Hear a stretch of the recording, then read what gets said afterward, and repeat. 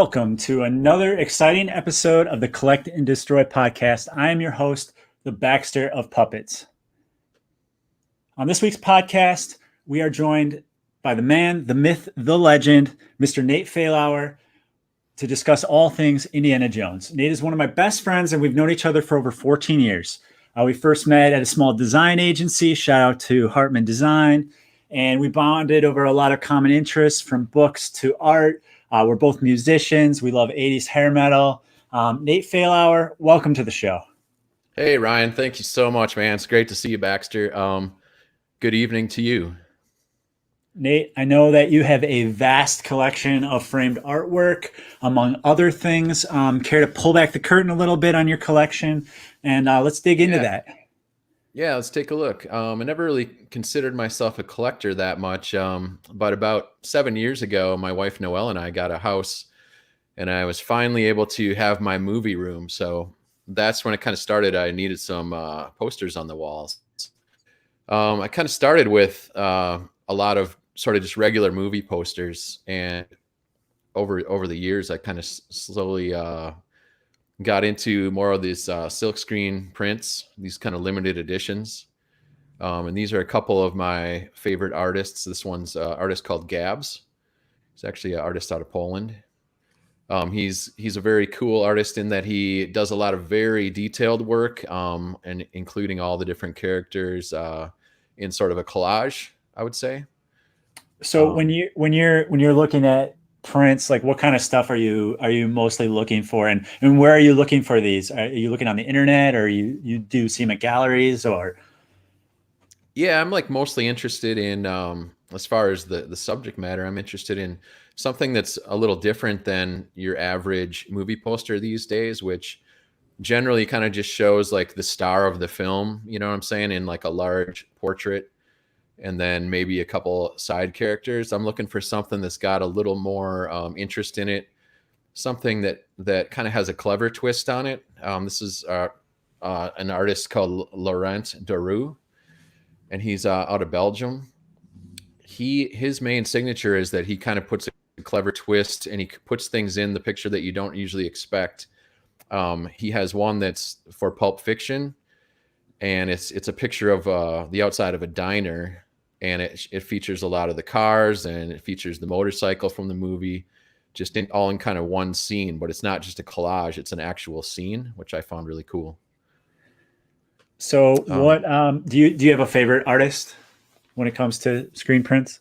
Yeah, I mean, I think Laurent Durieux is definitely one of my favorites. I also really enjoy he does sort of a crosshatch style in his prints, and he also has a twin brother who we'll probably get to a little bit later, who also has some excellent poster work. Yeah, I love I love the colors we just looked at. I love the colors. What about any new artists that we should be looking for? Maybe somebody that you either recently got some of their work, or you've seen online and you would love to get a piece in your collection. Yeah, I don't know. I really love Dave Perillo's work.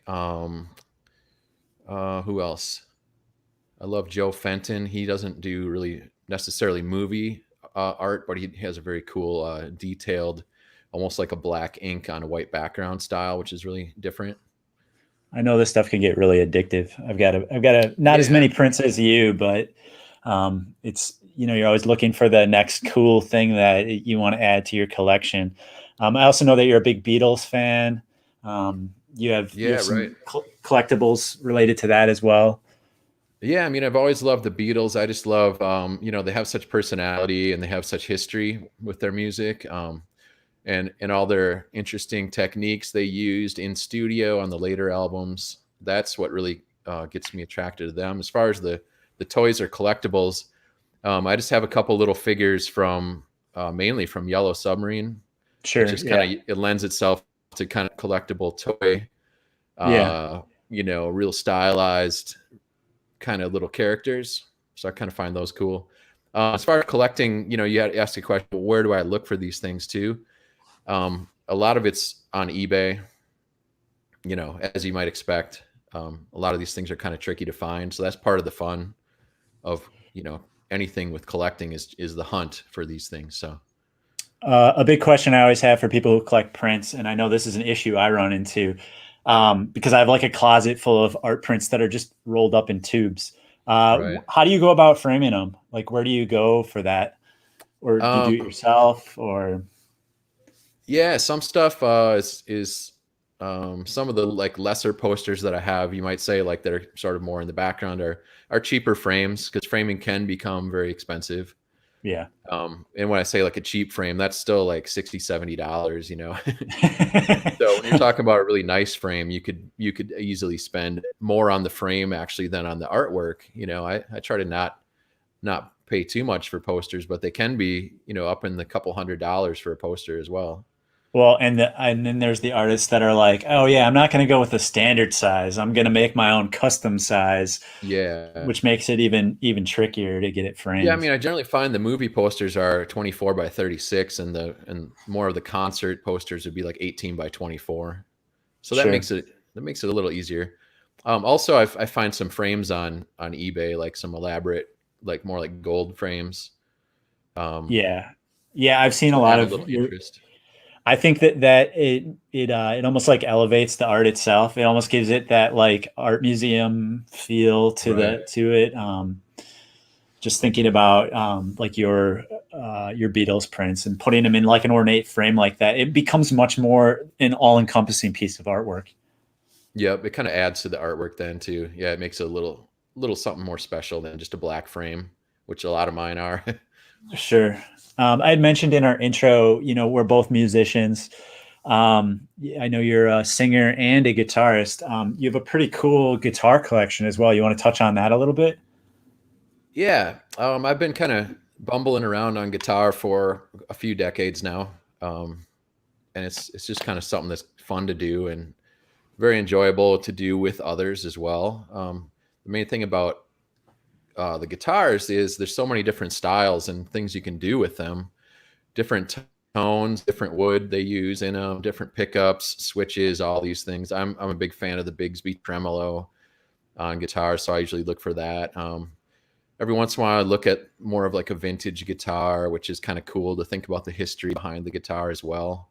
I do have a 71 Telecaster, which is it's kind of a old junker, but I kind of love it too. It's got a cool tone.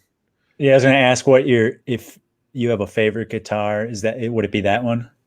I definitely tend to like I have a few Les Pauls, and I kind of tend more towards those, the heavy wood, the humbuckers for the pickups, give it a like real nice thick tone. I kind of prefer those more than I don't actually own any Strats anymore. Sure.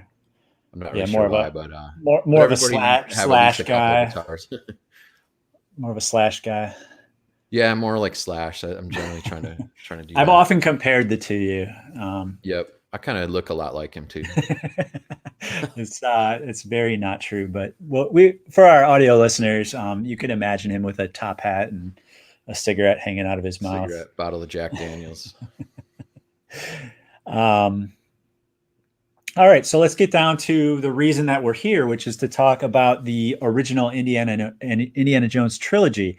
Um, when was it that you first got familiar with the films? Like, what are your earliest memories of them? When did you first see them? What stands out to you in your mind when you think about those moments back in, going all the way back to the first movie came out in 1981?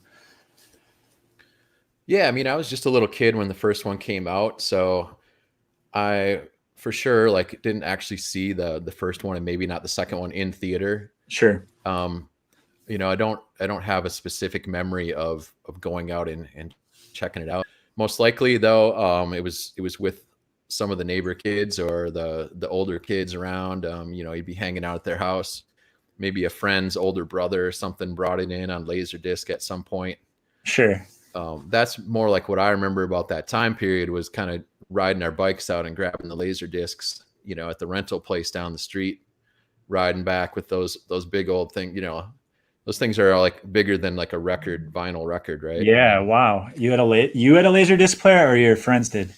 Well, we had one too. I'm not so sure if my parents would have let us maybe go get some of those kind of movies. I don't know. They Sure. probably thought they were a little too violent. Actually, my Yeah, parents, they I've didn't remember when I had first seen it either.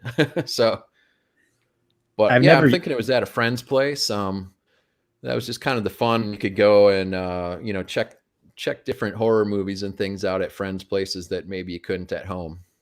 Yeah, yeah, late night birthday parties, sleepovers, and Right. such.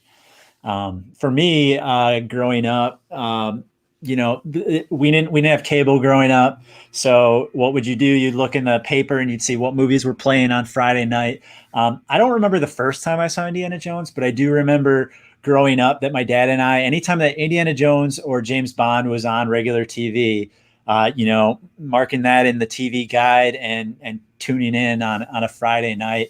Um, I was pretty young when those movies came out, so I may have seen Last Crusade in the theater, but I don't remember. I would have been super young, probably too young to see that in the theater.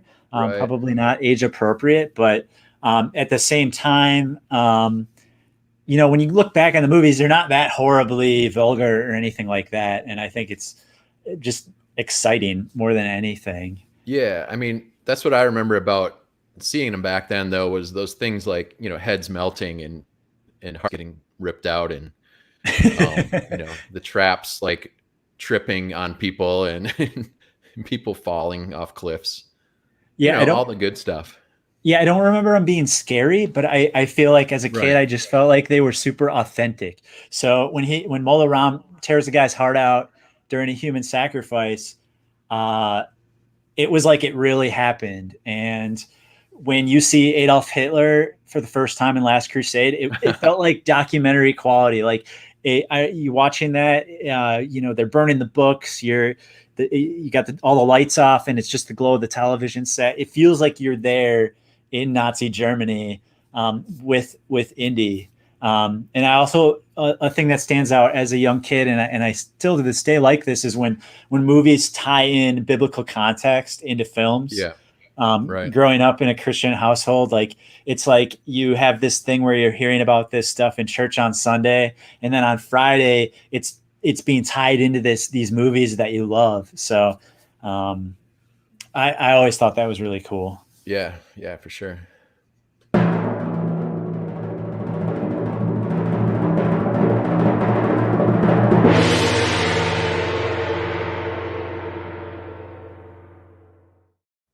That sound, ladies and gentlemen, means it's time for the ranking. Today, Nate and I will be ranking the original Indiana Jones trilogy. Now, Baxter, hold on a second. For over 30 years, man has been searching for what is the greatest indie movie. It's not something to be taken lightly. No one knows all the secrets. It's like nothing we've ever gone after before. All right, that was horrible acting. Never mind. All right, let's take a look at the Proceed. list. All right. Wow. So maybe it's a surprise, maybe it's not a surprise, but we actually have the movies ranked 1, 2, 3 exactly the same.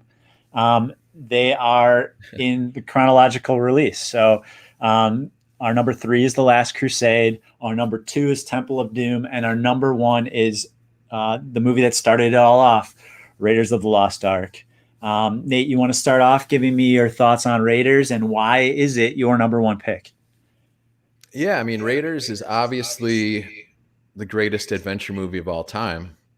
And what you mean generally when you're talking about adventure movies is you're sitting in the theater in the comfort of your chair, eating your popcorn, staring up at a screen of someone that's going through hell up there. They're going through like all the things that are uncomfortable. It's like the complete opposite of where you are. They're going through basically through the ringer up there. And that's what it is with Indiana Jones. And right away, you're introduced to him as someone that's competent enough to get through these challenges, right? In the very first scene, you're seeing how smart he is, how cool he is with the whip, how he's able to get through all these challenges. But at the same time, he also has bad luck now and then. He will fall down the hole. He's just a regular guy.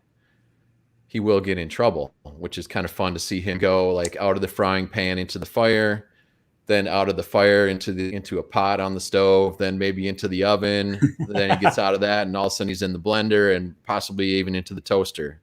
It's just one thing after another with these movies. And that's what happens in Raiders, and that's why that's the number one spot for me. Yeah, I think like when you get that first scene and South America 1936 and you don't even see Indy's face.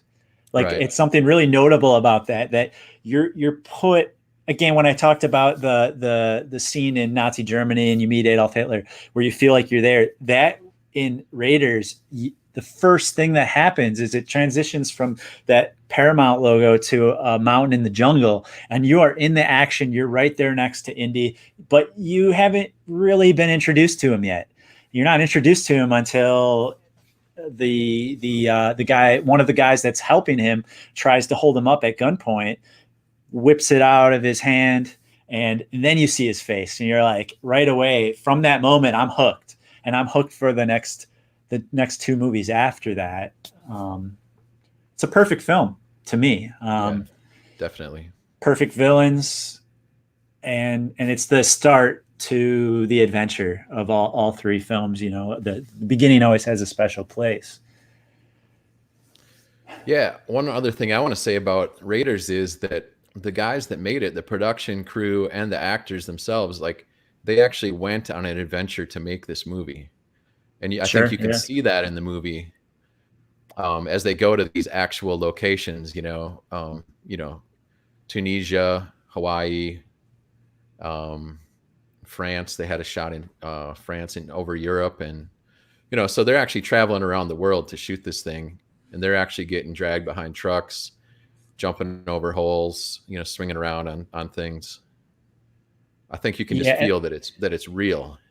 yeah, and the rawness and the realness too, I think, comes partially because Steven Spielberg's prior movies, he kept going over budget, going Right. over time and over budget. So when he's doing this, he's trying to do it quick, and I think he's quoted as saying like, "If the girl's hair is in her face, the girl's hair is in her face. We're going to keep going." And I think what that Mhm. does is it translates to a very authentic performance. And I think one thing that both of us can are huge fans of are practical effects. Yeah. There's it's not CG when the tiles are sliding and the arrows are shooting, and uh, Yeah, there's very little, if any, green screen, blue screen, whatever color screen back then. Um, they actually built, if they were on a set, they built it like the Peruvian temple. If they were actually driving through the desert, they were in the desert. You can tell back then. You could tell when they were in front of a blue screen because they'd have like a fuzzy, that fuzzy outline. You just don't see that. It just looks real, and the lighting and the cinematography. I mean, I the would say also the editing, like you said, that beginning scene, just some of the fast cuts they do, just all these elements. I mean, that's kind of the whole orchestra of this movie. Yeah, and I would put Raiders over Temple. And I've said this to you before, but I think that Temple had a little bit more, there were a little bit more comedic things in there, and that might have been to balance off the plot a little bit. But I felt like Raiders to me is like there's nothing in it where I'm like, oh, that's kind of cheesy or whatever. Like Mm. there's humor in all three movies, and I think that's Yeah. that's important. I mean, even look at I'm going to talk about Marvel and DC. Marvel, they excel because of humor. It makes everything balanced in the plot. So you have those in all three of these films, but I just felt like Raiders. It was just very pure. And when you talk about the locations, you go from the jungle to Nepal, and then you're in Cairo. Like it's just so cool to be moving around in these different atmospheres with this character that again you're just being introduced to him in this film. Right. I think you're right. Like right away, you when you see that map come up and you see that red line shooting across the screen to all the different locations overlaid with the plane, like an old vintage plane from the era, Yeah. you definitely get that sense of like they're actually moving around the planet. Sort of in a chase around the world, similar to like a James Bond movie. We'll get to that maybe a little bit later here in Yeah, comparison. that map with the plane shows up in following films as well. I think it's Right. a genius way. It's a genius way of doing it without needing to show an actual plane flying from country to country, and it also feels very appropriate for the 1930s in which they are in. It just feels like a very appropriate transitional moving of locations. Yeah, I mean, I think speaking of the era of the 30s and even of the 80s, when it was made and put out, I feel like the world back then kind of felt a lot bigger and a lot more exotic to some of Yes. these locations. Whereas, today you show somebody in 2020 flying somewhere, not that anybody's traveling or anything right now, but if you did see that, you might be like, okay, so what? He's going to Cairo, whatever, or he's going to Paris, or he's going to even Africa. So what? It's just another big city. So that I think in itself lends a lot to the sense of adventure and like getting out of your norm and getting somewhere that you might not know about, that you might be a little bit scared of, Yeah, especially as a absolutely. kid. Yeah, yeah, especially as a kid. And it's similar to Star Wars, where it puts you into the action. You feel like you can relate to the characters and you feel like you are traveling with the characters and the people that they meet. It's like Sala is your friend as well. Yep. You can relate to that kind of the acting is just phenomenal in the film. Yeah, the actors themselves. Yeah, I mean Karen Allen and Harrison Ford. I mean, especially are just amazing in that film as well. And some of the tropes in this film that carry over to all different films that are not even Indiana Jones films are like the booby traps. You go to the beginning scenes, you got the pit and the stay out of the light and the tiles. Um, iconic is the giant boulder, spherical boulder that comes down. It's hard to think about Indiana Jones without thinking of what he looks like, but also thinking about the whip and thinking about the boulder scene. Yeah. These are just such iconic Hollywood images now. Hmm. Um, Yeah, I mean a massive boulder. I mean, some of the things I read, they said it was 22 feet in diameter, which I think is it's probably not true.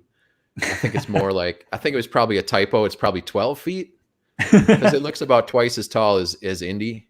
sure. But Harrison Ford actually did the stunts for that, and he ran that thing like 10 times to film like 5 different angles on that. So I mean, that just you can just tell that that's like real, like that's actually happening. Well, and I think another thing I love about the character is that he always narrowly escapes. So he's escaping all these things. He's escaping the boulder. We first meet Belloc after he gets out of there. A great secondary villain. You've got the evil Nazis, but then you always got this like all other villain that's somehow less evil because they're just in it for the antiquities and Right. they used to be somebody like Indiana Jones, but they've somehow been corrupted. Right. And you get the sense that Indy could go that way and almost be that sort of anti-hero, quite villain at Yep. some Yep. point. He's definitely got a dark side that's hinted at. Narrowly escaping. Gets to Jock the pilot, who's sitting there fishing. Um, and it's like we were just rewatching Raiders, and my girlfriend said, "How did he not get hit by those arrows?" And it's like, well, because he's Indiana Jones, and he just always gets by the skin of his teeth. Like he almost gets caught, he almost dies, Yep. he almost loses his hat. Like, uh, do you want to talk a little bit about when he meets, he goes back to he's a professor, obviously, so they transition Yeah. to the university. Do you want to talk about a little bit about what unfolds there? Yeah, I mean, I really love that scene where you're first introduced to him as the professor, and it's such a stark contrast to how we see him in the opening scene, right? We're Yep. actually seeing him all cleaned up, and he's in school suddenly, like teaching a class, right? Yep. Um, but I love the scene right after that where he meets with the government agents, and they bring this news to him. They've kind of been seeking him out as this professor of archaeology, master of the occult, uh, acquirer of antiquities, and all that. So they found him, and they kind of say, we've interrupted this transmission from the Nazis about Tanis. Yeah. And the music starts to swell. That John Williams score comes in, and all of a sudden we're starting to get the hair on our necks kind of, starting to rise up a little bit. We're getting a little bit nervous. And they do, and at that point they start to hint at sort of that supernatural, the all powerful aspects of the arc, and it just starts to really build that tension. So that's always been a favorite scene of mine right there. Oh yeah, absolutely. And then it's like, well, where is he going? He's going to Nepal. He meets Marianne, and that Nepal scene is, again, it's. I mean, I'll just keep saying it's awesome, it's awesome, it's awesome. But like, they set it up by Marianne running this bar in Nepal, and you're like, who is she? Why is he coming to see her? He's actually looking for her father. Um, the Nazis show up. Yeah, the scene And where Tote is threatening Marion with that red hot poker right yep. to the eye. I mean, as a child, or even as an adult, I mean, come on, a red hot poker that close to your eye, you're gonna be pretty freaked out. And then all of a sudden we have Indy come in and he's shooting his gun all over the place. They actually used a 30-30 Winchester rifle for the sound effects for his revolver, which is amazing. Wow. Like just the booming sound of that gun on some big speakers is just an awesome scene. It just like puts you right in that scene, right in the middle of the fire with them. Yeah. And then Tote burns his hand on the headpiece. It's just awesome. Yeah, I think one of my favorite parts of that too is when Tote lights the bar on fire, when they're all fighting and he lights the bar on fire. Like that was there's so much science I've learned, as a little kid watching adventure movies. It's like, oh, alcohol is flammable. And Yeah, you just realize like the dangers of that. And right.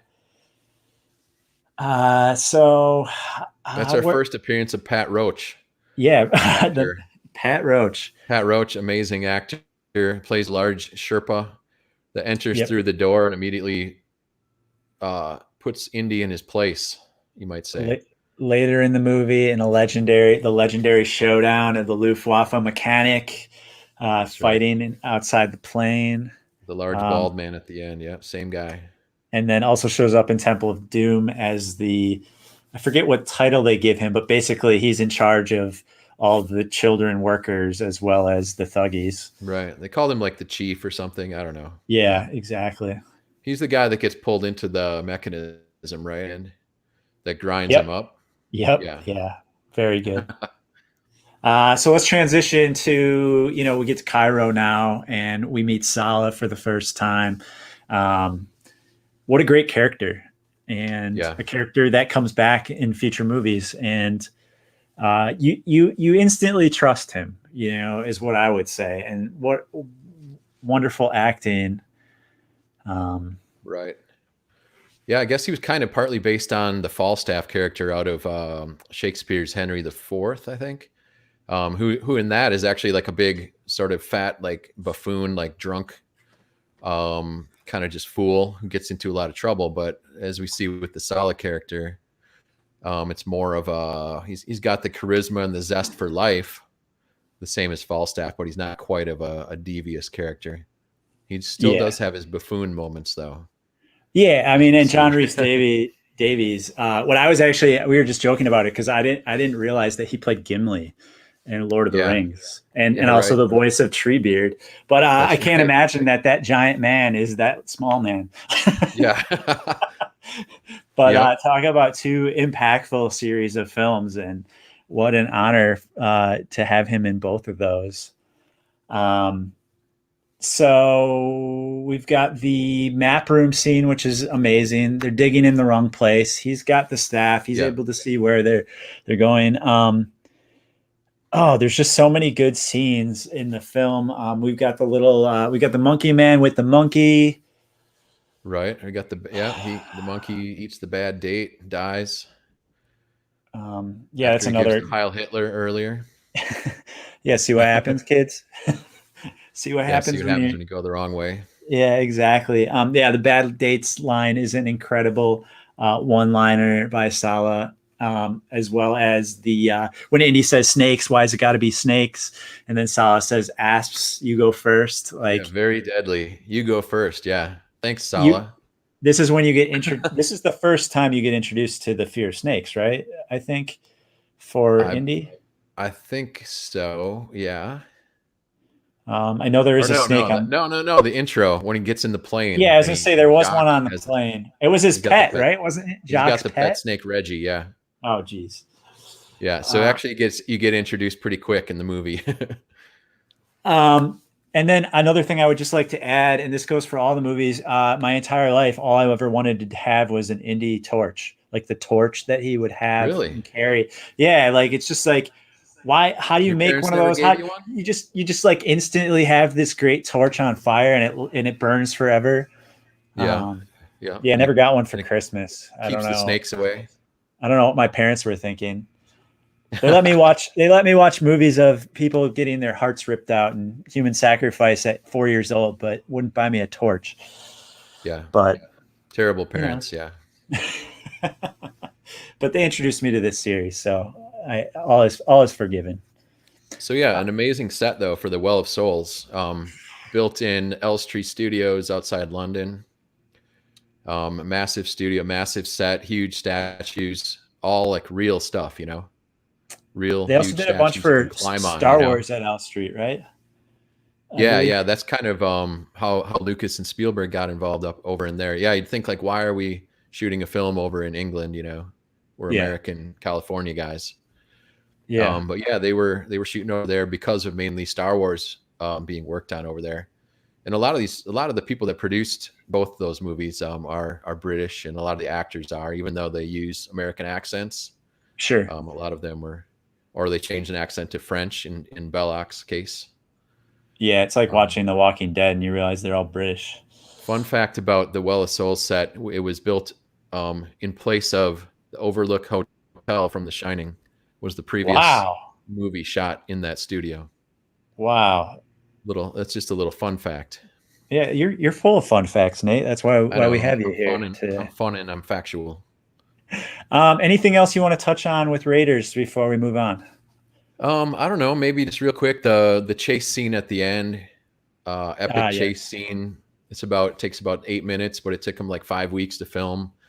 Um, Harrison Ford actually did some of the stunts, dragging behind the truck. I think he got slightly injured there. He got injured in the just getting back to the scene right before that on the big flying wing airplane. He got his leg rolled over by the tire and tore his ACL shooting that. Wow. So yeah, Harrison Ford very involved in the stunts. Funny thing in the truck chase scene also is that the three guys that climb around the truck and come and attack him, Yeah. like those are actually his stunt doubles in other scenes. So he's actually kind of Oh, fighting wow. himself there. Yeah. You got Terry uh, Leonard, you got Vic Armstrong was an amazing stand-in for Harrison Ford. He actually almost looks just like him if you look it up. oh, yeah. They're almost like twins, like in real life. So it's pretty cool. Perfect stunt double.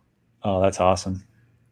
That'd be quite Anyway, the yeah, gig. I love that scene as a kid. That truck chase scene. I used to always kind of use Star Wars figures and recreate that because I didn't have indie figures. I But we'll love get the to that part. later.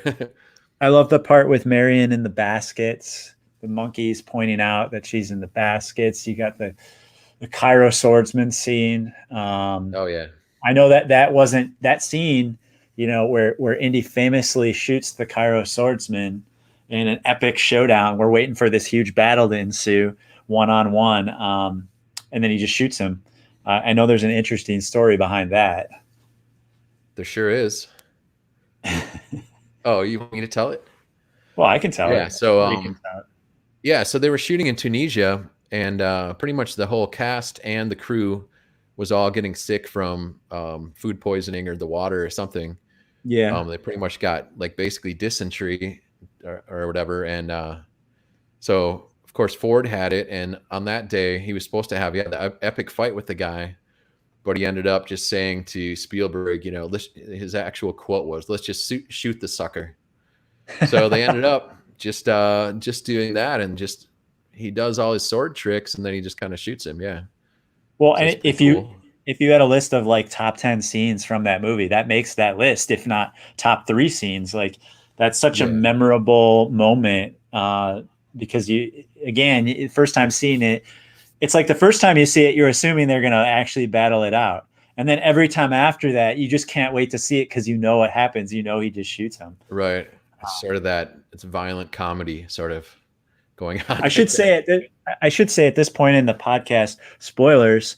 If you haven't seen any of these movies, you're about to find out everything about them. Yeah, who has not seen Indiana Jones? Come on. And of course, the ending of the movie is epic too. Right. Like Yeah, what can talking you say again about about the how practical yeah. effects and What can you melting say about face. how the villains die right there, you know? Yeah, it's incredible. But yeah, actually making a mold and melting, you know, putting a heat gun on whatever gelatin created the man's, you know, totes face there.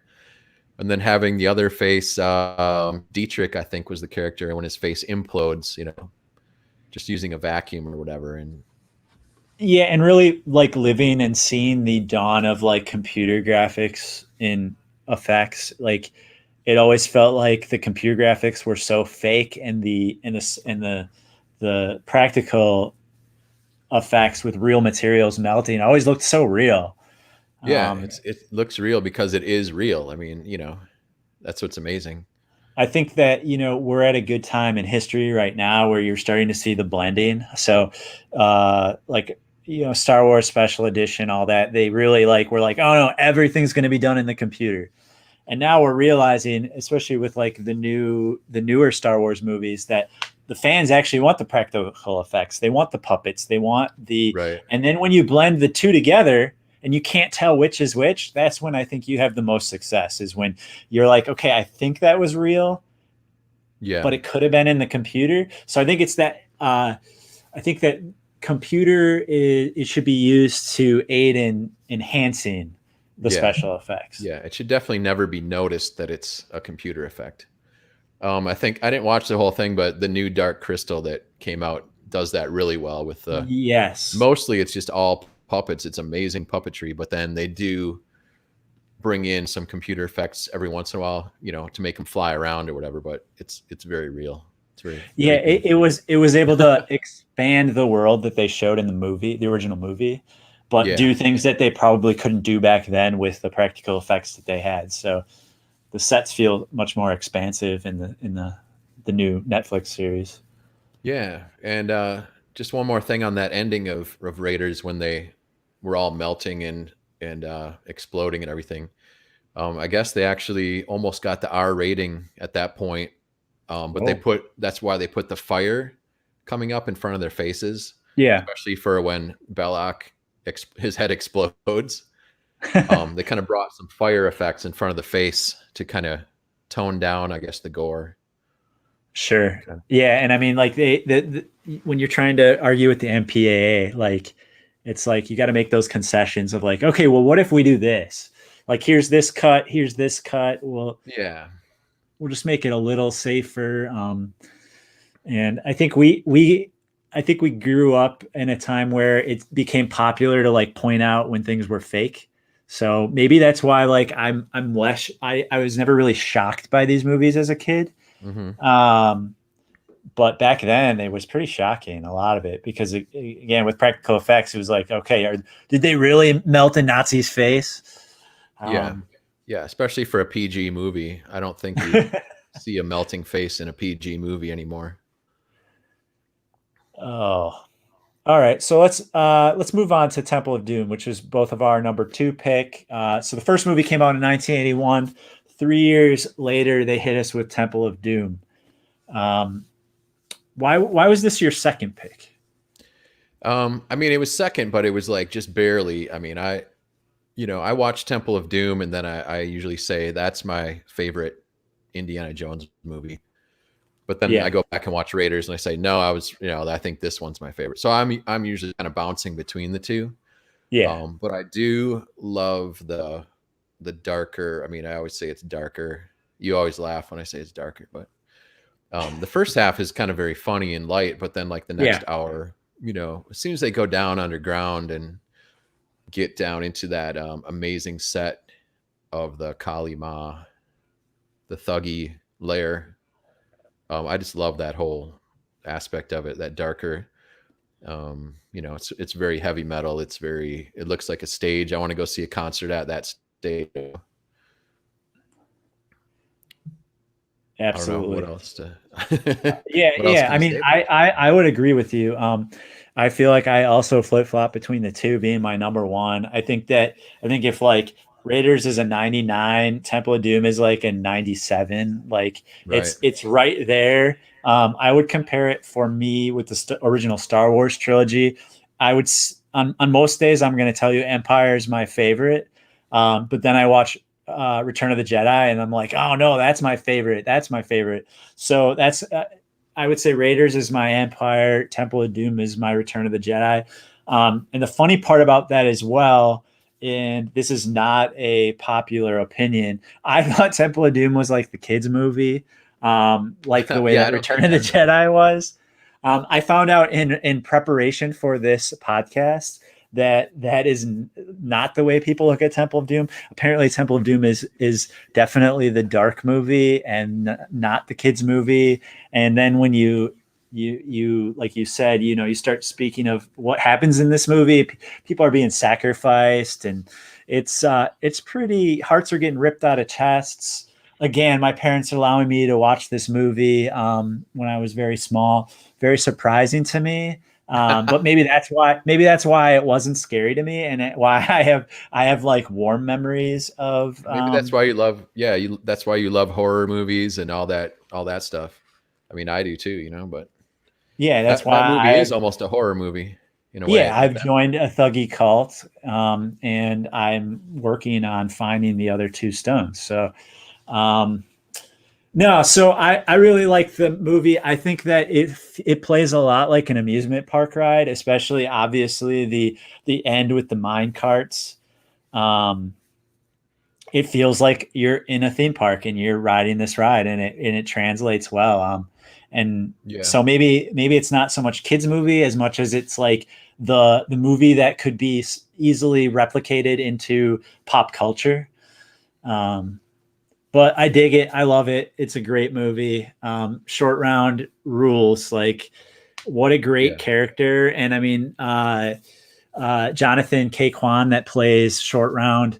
Like, I can only think of him being in this and Goonies, which are both, Yeah. Has he been amazing in other films. ones? Has he And had that other movies? I don't know. I know he got into like stunt coordination as an adult, Oh, but okay. it's almost like a gift that he didn't go on to make more movies, because you don't as far as I know, I didn't see him grow up to be some other character, or some, this child star tries to be this adult star. No, Yeah. he is forever Short Round or Data in my mind. He's that Yeah. character. He brings so much humor to the movie. His lines are amazing. I could gush and gush about. He shows up outside of Club Obi-Wan, in the Yeah, car, says, "Hold on to he your potatoes." Like right there, that's your introduction. And yeah, he's he's there at the perfect time, isn't he, at the beginning of the movie too. the little blocks on the pedals in the He's taxi a car great cabbie yeah, he's a drives. great driver. It's funny, like, because he almost wasn't cast for the movie. He went to the casting with his little brother, Oh, really? and he was the reason he kind of got picked up was he was giving instructions to his little brother and yelling at his little brother the whole time. And Spielberg, I guess, saw that, or whoever was casting. Maybe it wasn't Spielberg, but so that's kind of funny, but it's awesome. It feels really authentic. Like, it feels like that's who that kid is. It doesn't Yeah. feel like he's playing a role. It seems like they were probably feeding him lines and he was just running with it. And um, yeah, I mean, we'll probably touch on this movie more later in the podcast. Anything else you want to say about Temple before we move on to Last Crusade? Um, Not really at this point, except for maybe that I think both Spielberg and Lucas were ended up not being terribly huge fans of this movie. I think they both thought it was a little too dark. I had Sure. heard that one of the reasons they made it as dark as they did was they were both going through like relationship breakups, which was like crazy. But I think they finished the movie and looked back on it and thought, okay, what did we do? But here it is. We made a sort of a. I keep saying dark, but what else? What else You're can you just say trying about to it? you're just trying to poke me with the dark thing. As Yeah, I I know. said, I thought it was a kids movie.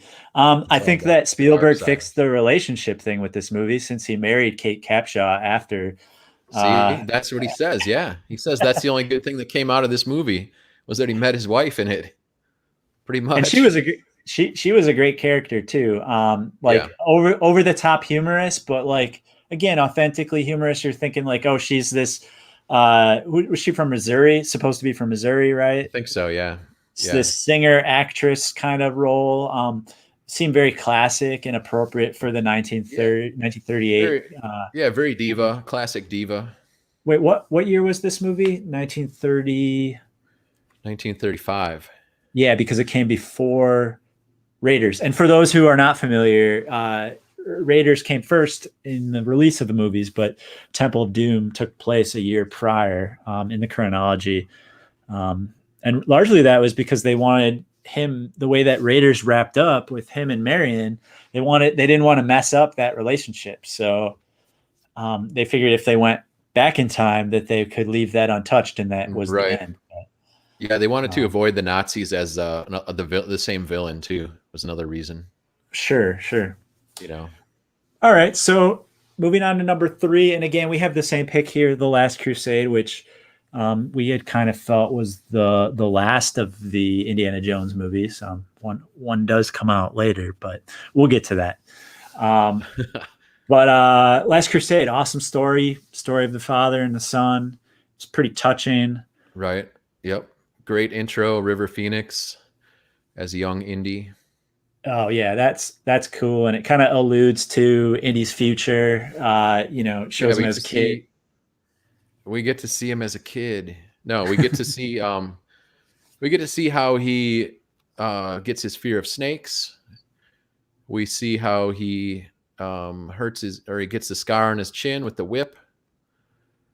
We get to see him, his early relationship with his father. Kind of his father's research is more important than their relationship. It sets the scene. Yeah, and I think that coming out of that scene with his father, and he grabs the cross Coronado, ends up having to give it back um, from the I don't know, what would you call those guys, like not grave robbers, but they're trying to take these Uh, relics not to put in a museum for their own greed and Pretty collection. much, yeah. Soldiers of fortune kind of people, So just kind of they going transition after. out of that scene to 1938 now, and he's chasing down the Cross of Coronado on a ship, um, and trying to recover that relic from his childhood, Yep. which he successfully does.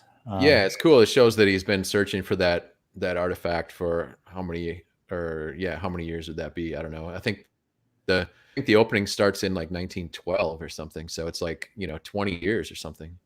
Yeah, and then it kind of puts us back in place and time from the first two movies, um, because again, it's 3 years after Raiders at this point, and he's delivering the Cross of Coronado to Dr. Marcus Brody at the college. Um, but again, I mean, we'll dig more into this film a little bit later in the podcast. Right. But it makes a lot of sense. As I mentioned, there was a fourth film that came out in recent years. The only reason we're not including it in this discussion today on the podcast is, to us, I mean, we really don't consider it, like many fans, as canon to the Indiana Jones story. And for many reasons, and the number one reason for me is aliens, really. Yeah, I love I did. aliens, but not in this. Yeah, that's the thing. Like we both love sci-fi movies. We both love aliens, but to put aliens into an Indiana Jones film, how did you take that? Yeah, I mean, I don't know. I mean, he's always been about the supernatural, but something about aliens just doesn't mix with it. I think it's just because I see aliens as more like futuristic, I guess. I don't know. Yeah, it's more science fiction than it is like mystical, Supernatural. or yeah, Yeah. supernatural. So what's really funny though is that they're going to do this movie. They're going to put aliens in it. Steven doesn't want to do aliens, but he's going along with it. And then George calls him up and says, "Hey, I don't want to do aliens." Steven's like, "This is great. I don't want to do aliens either. I'm so glad that you're telling me this." And George is like, "Yeah, there's too many things with aliens right now. We're going to do interdimensional beings." But what Steven are they going to says, look like? "Yeah, what are they going to look like?" George says, Well, they're going to have these big "Aliens." long heads that are Yeah, he bigger than says, the "What are they going to look bodies. like? Aliens." So, Yeah. yeah, that's what we ended up with. I don't have a problem with Shia LaBeouf. I think he's done some great work, but the Mutt Lange Right. character, not a good character. Yeah. Not a good character. Um, Too many characters overall in that movie, I thought, too, you know? yeah, yeah, and you got those roles that I think like make actors less desirable, like where you see him in that role and you're like, man, they really did him wrong by putting him in this movie. If he would have just not accepted this role, it probably would have been in his best interest. But Right. yeah, so again, those are our top three picks.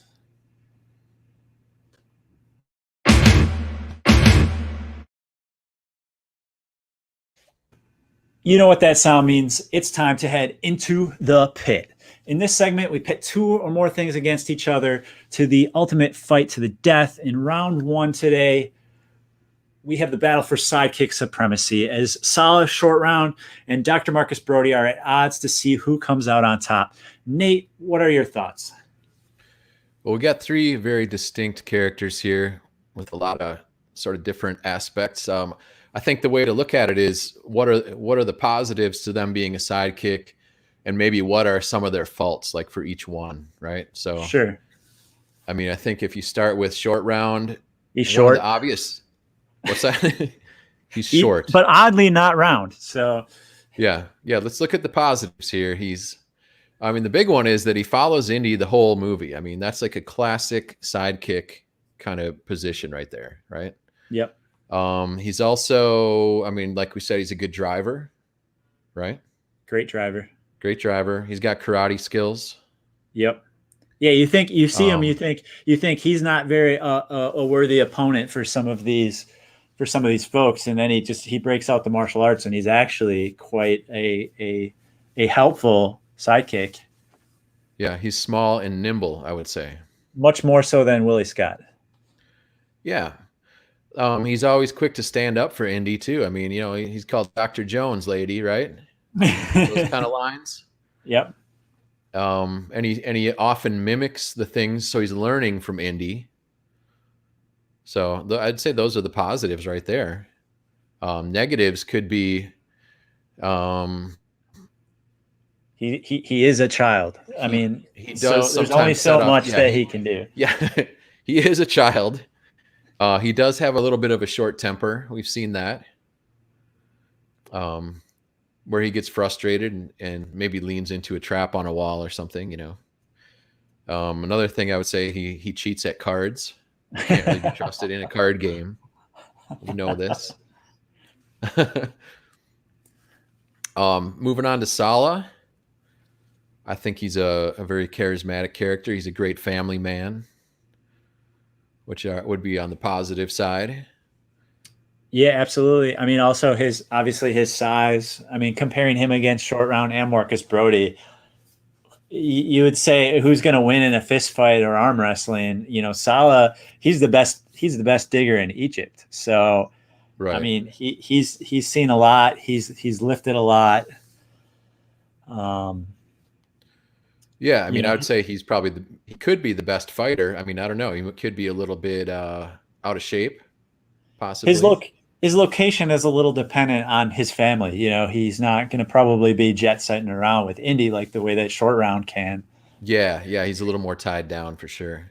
But I think, like, as an extension of him, we see how his family, his children, actually get Indy out of some bad, precarious situations. Yeah, definitely. I think Saul is also very resourceful. Look at what he did with he ran out of the rope when they took it from him, so he used the Nazi flag there, which was pretty Yep. cool. He's able to kind of blend in with the other Egyptian diggers in Cairo, kind of gets himself out of some jams in that way. I would say some of his negatives would be he kind of tends to put himself first, like he wants Indy to go into the pit first, right? With the asps. So we kind of saw a little bit of a negative attribute there. Maybe that's because he's smart. Yeah. Yeah, maybe. We also know he's not very good at pronouncing French names. He says Balash. Hey, Could be that a could have been how negative. it was. That could be how it was presented to him, though. You never know. Okay, that's true. All right, I won't take that from him then. Okay, moving on to Let's talk a little bit about Marcus Brody. Marcus Brody. I mean, he can you imagine that guy out on his own, unstoppable? I mean, would never get lost. Right, yeah. Maybe in the first movie, it's funny how they kind of dumbed him down in the third one there. He gets lost, he kind of bumbles around and fumbles and I heard he got um lost in his own museum. but yet he's supposed to be this very smart character. He's supposed to be the dean of the college. Sure. He's a historian. He also helps out Indy with selling, or no, Indy sells the artifacts to him for the museum, if you recall. Yep. Yep. So Very knowledgeable. knowledgeable, smart guy, which is why it's funny in the third movie. I guess he lost a little bit of it as he got older, maybe. Yeah, it's like the whole book smart, street smart thing. I think Yeah, he's not much. He's in his old age. He's not much of an adventurer. I give him credit for going out and putting his life on the line like that. I think one of the great scenes with him and Sala is, when the fake museum folks come to see Marcus Brody when he's out in the field, and Sala's telling him to run when they're asking for his papers, and Sala takes out the newspaper and tells Marcus Brody to run. He's aloof. He doesn't know he's actually supposed to run. yeah, Sala proceeds to punch the Nazis through the newspaper, and then they run. But yeah. great, So great scene. good move by Sala right there. Although they still Um, captured him. yeah, I mean, if I was going to pick out of these three, I mean, I love all three of them. They're amazing characters, and all credit to the writers who created these characters. I mean, I would go with Short Round just based on, again, he's like a true sidekick. He's gonna follow Indy to the ends of the earth, Yeah, and just from a writing standpoint, I mean, definitely he's got the best one-liners. They've all got great one-liners, but I think Short Round's one-liners are probably my favorite, yeah, I personally. agree. And I'd also say let's not forget that Sala and Short Round actually saved Indy at some point in the movie. Sala saves him from the poison dates. Yes. That's a pretty big move for a sidekick. Yep. But then we got to remember that Short Round actually saved Indy and Willie by touching the flame to Indy. Yeah. Burning him with the torch. And unbrainwashing him. So yeah, I got to give it to Short Round too.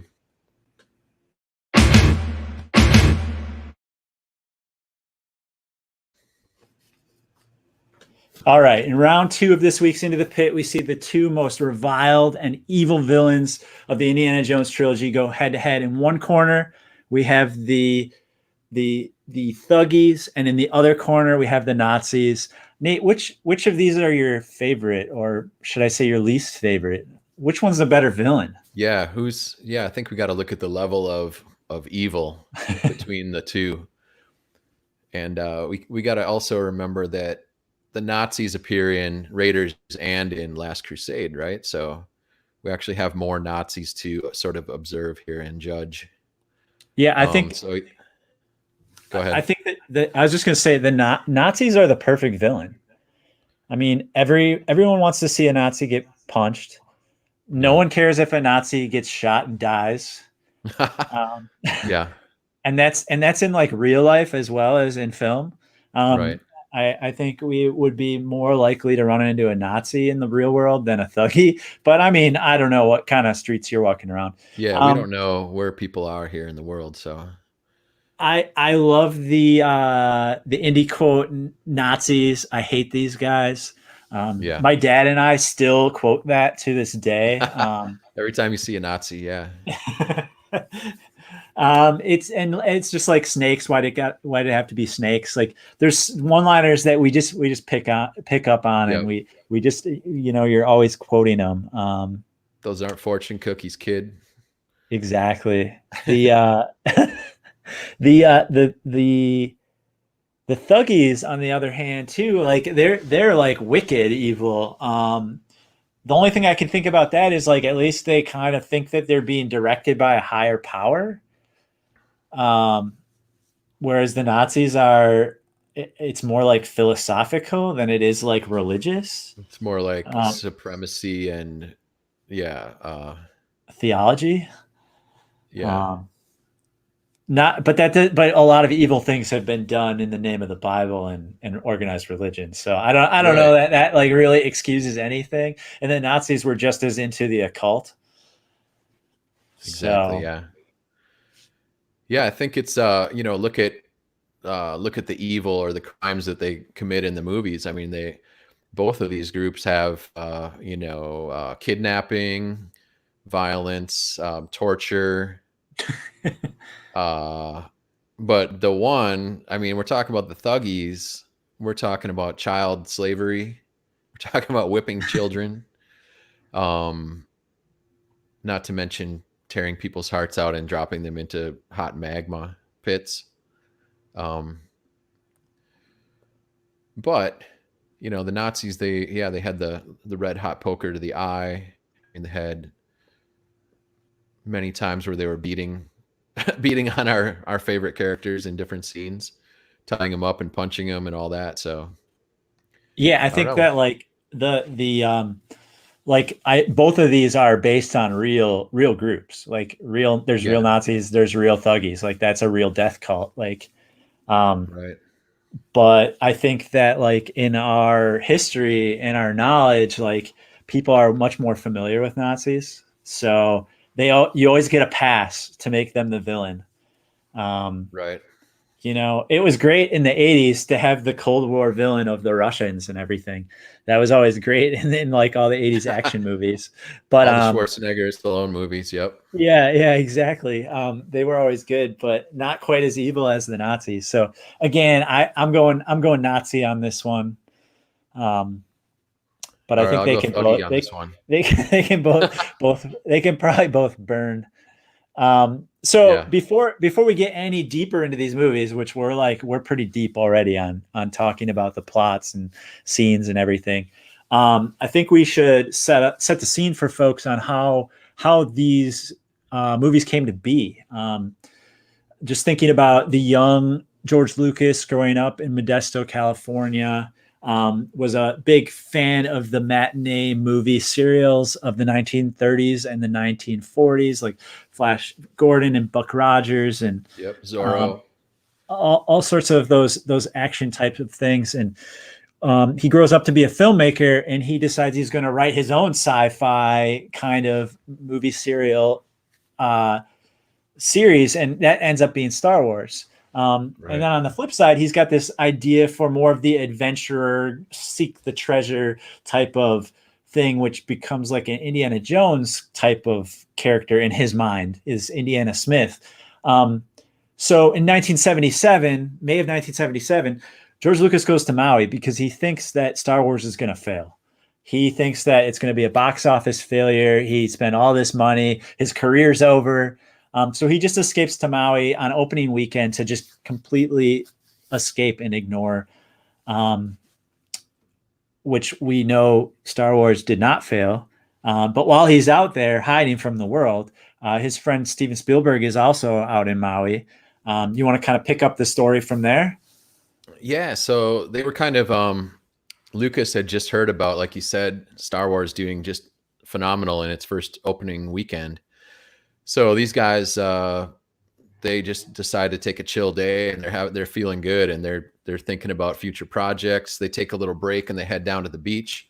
They start building sandcastles. All right. So these two guys, both of these up and coming directors, producers, and writers, they're sitting on the beach together.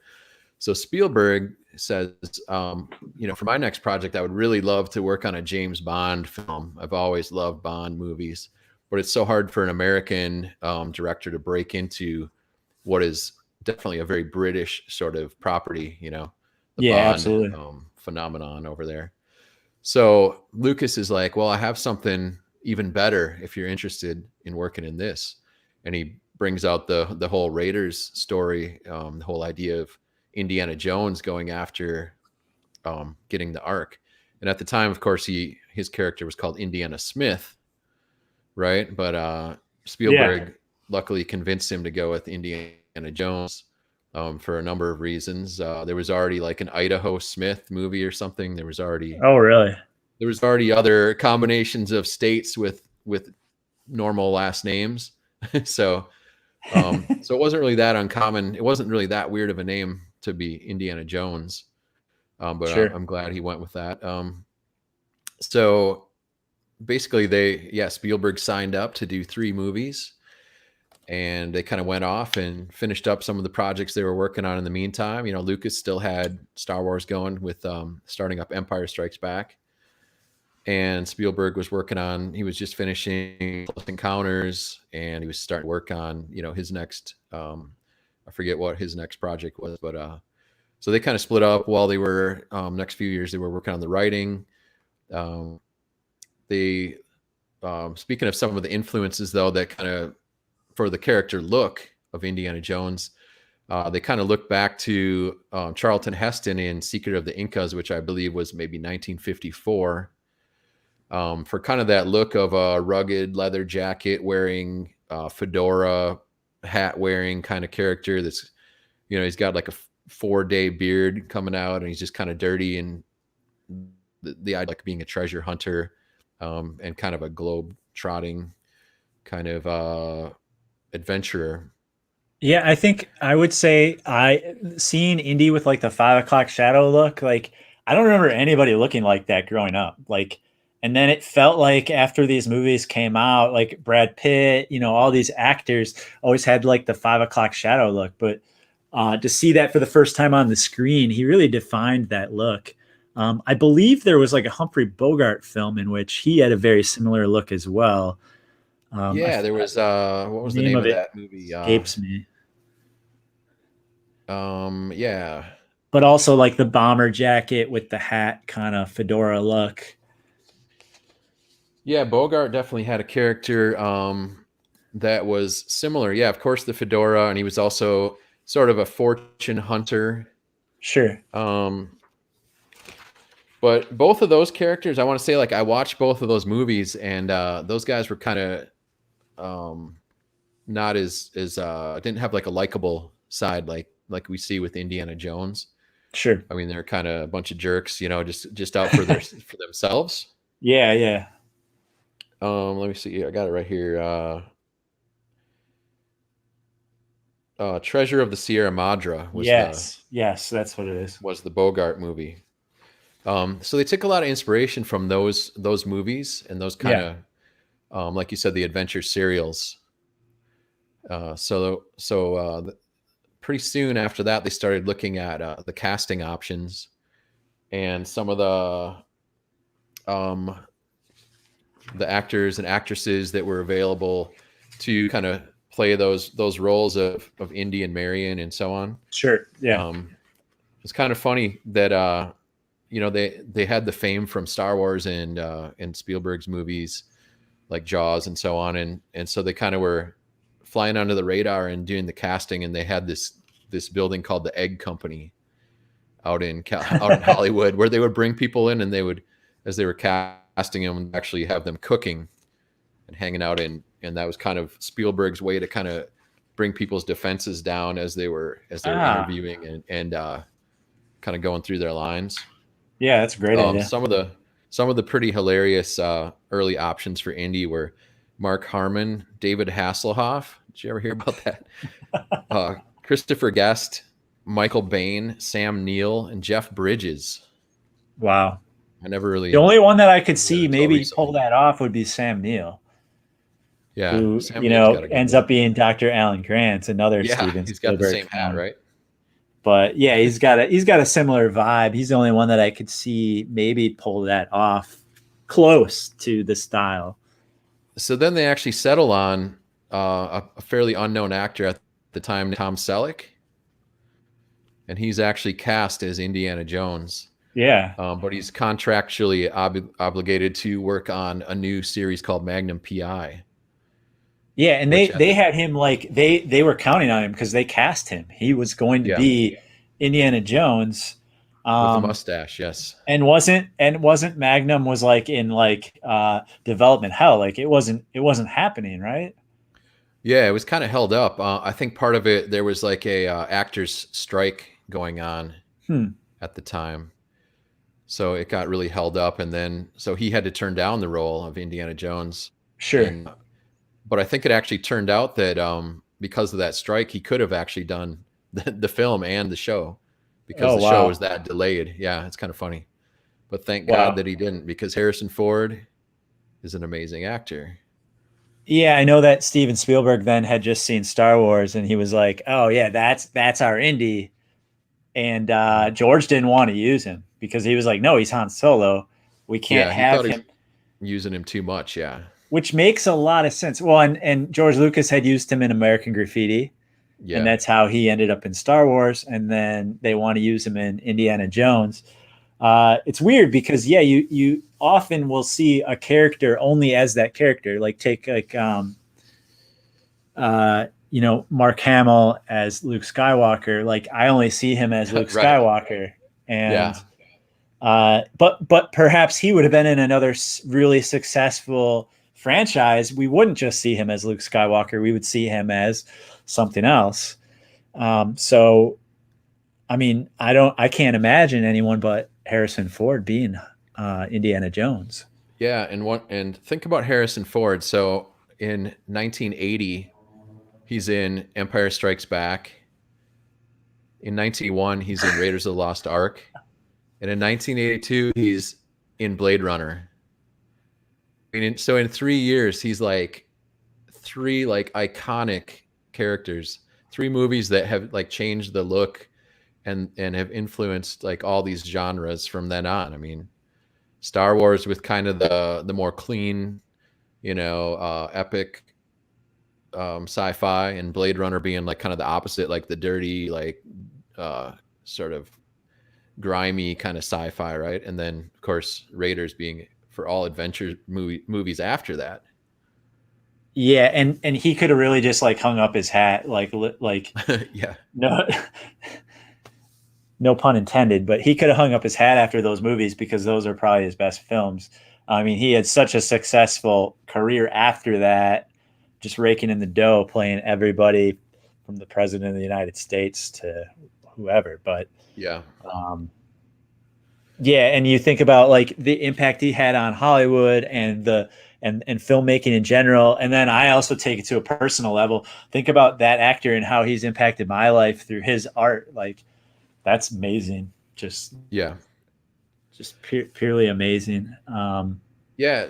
So they were pretty worried about Spielberg directing this movie because he had been going over budget and over timeline on his previous few movies. Yeah, His movie 1941 that he did right before Raiders was like a big flop, so there's a lot of concern there. So that kind of pushed Spielberg to be more like, let's do this thing down and dirty. Let's do it in the style of the serials. Let's do quick takes, like just a few takes. Let's storyboard the hell out of this thing and plan for each shot. And I think that you can really see in the movie as well that it's just down and dirty and just get your best scene and just move on. well, and they talk a little bit about that, about how they kind of viewed it as like almost like shooting a B movie. Right. But the product we get is what you get when you have two like perfectionist, creative filmmakers. When they're like, "Oh, we're gonna do this raw and quick and down and dirty," but they're prepared and they're storyboarded and there's a lot of thought behind everything that happens. Um, you get that authenticity, but you also get a really nice picture. Yeah, I mean, when you're good and you can run on your own instincts and get something that great, I mean, that just proves your brilliance, really. It's kind of comparable to like bands when they put out their first albums and they only had 48 hours in the studio to get the album done Right. and get it perfect. And then you look at those albums and you're like, wow, you can't top that. And maybe the production isn't as polished as later albums, but it's lightning Yep. in a bottle at that point, and it goes on to create such great things in their careers. Um, you had touched on the Tom Selleck thing. I hadn't noticed this until many years after this had dropped, but I think what year was it? I think like in 1990, Chippendale Rescue Rangers comes out, cartoon Disney cartoon. They're everybody knows Chippendale, the chipmunks from Disney, but You know the dancers, of course. yeah. Well, I mean, as an ex-employee, Yeah. it's hard to escape that life, but um, when they put out this show, Chippendale Rescue Rangers, it's like this like detective service, whatever. But as you can see, Chip he was dressed in the fedora and the bomber jacket. Dale's got the Hawaiian shirt, just like Magnum PI. So it was funny that they kind of imitated the look of Harrison and Tom Selleck in that cartoon show. And as a kid in the 90s, you don't think anything of it. I'm watching Indy, I'm watching Magnum PI, I'm watching this cartoon, but I never put it together that they were meant to look like these characters from these movies. I think the indie influence might be a little more obvious than but it's funny. The Magnum PI, like, yeah, the floral shirt. Now, once you just have to laugh. The series came out in '89, so it came out the same year as Last Crusade. Okay. But yeah, you see a Hawaiian shirt, you just think, oh, that's cool shirt. You don't always think like it's got to be inspired by something. Talking about inspiration and like some of the booby trap, one of the major booby traps in Raiders is the giant boulder. You want to touch a little bit on that and how it came out of the Scrooge comics? Yeah. So, so George Lucas, he was kind of apparently like thinking about different booby traps and things that Indy could fall into. And he looked back to this early, like, what was it? Probably in the 50s, this old Scrooge comic, where they go through almost a startlingly similar scenario as they enter this tomb and they see this idol sitting on a pedestal, and they all kind of notice that it's attached to a trap. And then what are those enemies called? The Beagle Boys? Yep. Yeah, so the Beagle Boys come in, kind of blundering in, and they see the idol as well. I mean, it's just, it's almost like shot for shot with the Raiders movie. They go and they just grab the thing. And as soon as they pull it off, of course, the trap gets sprung, and then this huge boulder comes rolling down and kind of just plows through the whole interior of this cavern. So just the whole idea of a trap that's sprung by picking up an idol and a huge boulder falls down. I mean, it's pretty obvious that it's an influence on the scene. Yeah, and this shows up later in the DuckTales movie, which comes out in 1990. So it's just funny because all this stuff kind of comes out in a row, and it's like art inspiring art inspiring art. So in the DuckTales movie, The Treasure of the Lost Lamp, the beginning of the movie is a very Raiders of the Lost Ark kind of feel. They're trying to recover this lamp. There's a giant boulder, so it's like they're imitating the way that Indiana Jones imitated the original Scrooge McDuck comics that Disney put out in their feature film here. Just super creative, and you always like when people pay tribute. I think, especially when they do it right and it looks great. Yeah, it's cool to see that go like full circle to come right back to. Talking about Harrison Ford being cast as Indiana Jones and previously been Han Solo. We actually have a question that came in from one of our followers wondering, so Han versus Indy, what is Harrison Ford's best role between the two? Like, what is a better role? Is it Harrison Ford as Indiana Jones or Harrison Ford as Han Solo? I mean, it's pretty hard to compare the two. Yeah, that's pretty tough. I mean, let's not even throw Deckard in the mix, but yeah. I mean, I love the ruggedness of Indy, so I don't know. Han is great, but I don't I don't know. Yeah. Yeah, I think what's part of me would lean towards Indy because in Star Wars, Han Solo is like a small part of a very large, like a team, like a family of Yeah, he's an characters. ensemble. And he's like more he's less of a lead character. He's one of the leads, but I would say like the story is more about Luke. And Han comes in and he makes a big impression, and he's definitely a hero of the series.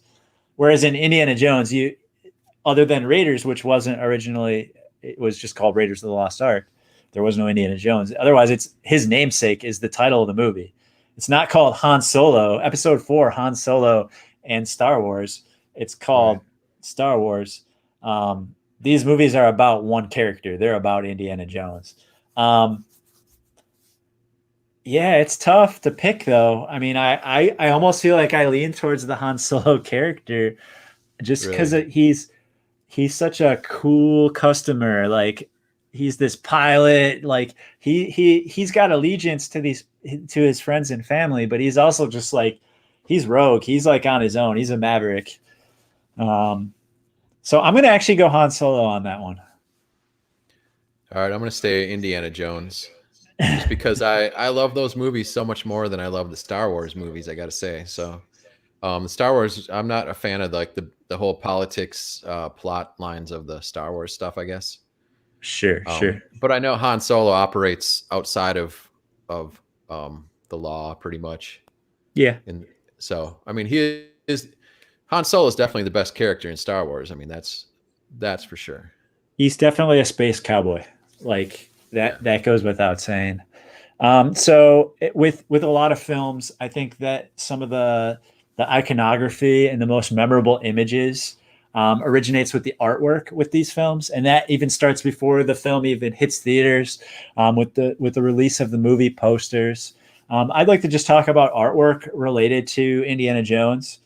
Um, Whereas like the Collect and Destroy website has a lot to do, the Instagram, Facebook has a lot to do with toys. It also has a lot to do with artwork and music and stuff like that. Um, for the first film, Raiders, Richard Amsel is the artist who did the original poster. There was a poster with just Indy's face, 3/4 view, upper half of him, and it makes reference to Jaws and Star Wars and stuff like that. There's also the awesome Return of the Great Adventure poster. And I think that slogan alone sums it up for me when it comes to Indiana Jones, because like you're introduced to this film and you're thrown right into the scene like you've always known these characters. Um, just phenomenal artwork, and that kind of look is carried out when you get to Temple of Doom. And now we're with Drew Struzan, who does the artwork for Temple and Last Crusade, the original posters. One thing notable is that their names are actually on the posters in the bottom right corner of the posters. You can see the artist's name, which is not very common nowadays Right. with theatrical releases. Yeah. Well, you don't see the style of the actual illustrated, painting with a non-photorealistic look to it anymore. Now it's all like Photoshoppy portrait kind of work. Whereas back then it was much more illustrated, almost like a still illustration with a lot of detail, but not photorealistic. I mean, it was definitely the character's look, but it wasn't done in a sort of generic way like it is now. I feel like that illustration style was much more provocative, especially for this style of a movie. A lot of the posters for these movies are done in sort of the sepia tones and kind of have a dirty look to them, which I really like, that kind of gritty look. Yeah, what I like is that this kind of set the standard of like what everyone wants to do. Everybody wants a poster like this. They want the Goonies style poster. They want that illustrated character. I feel like Drew Struzan has done a lot of like modern films too, because they want this classic look and feel, Yeah, and, yeah, and hopefully they're getting back to that. and style. I mean, I think it's just like special effects. You go so far one way before they course correct, and then they start going back to the basics. Um, I think it's cool to see a lot of the like alternative art that is done for films. So artists are doing, and this is like a lot of your collection in general is modern artist interpretations of films that have already been released in their style. A lot of screen prints and um, so their own interpretations of those movies. You want to talk a little bit about that? An artist like Eric Tan.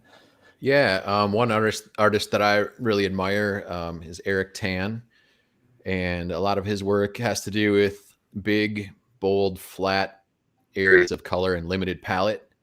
I also like and appreciate his use of the series that he did for the Raiders of the Lost Ark and Temple of Doom and Last Crusade. The series he did for the trilogy is using a similar template for each movie, um, where he, I guess, kind of divides up between main character and main action scene, and is kind of a similar format throughout the trilogy. So I kind of like that triptych kind of look.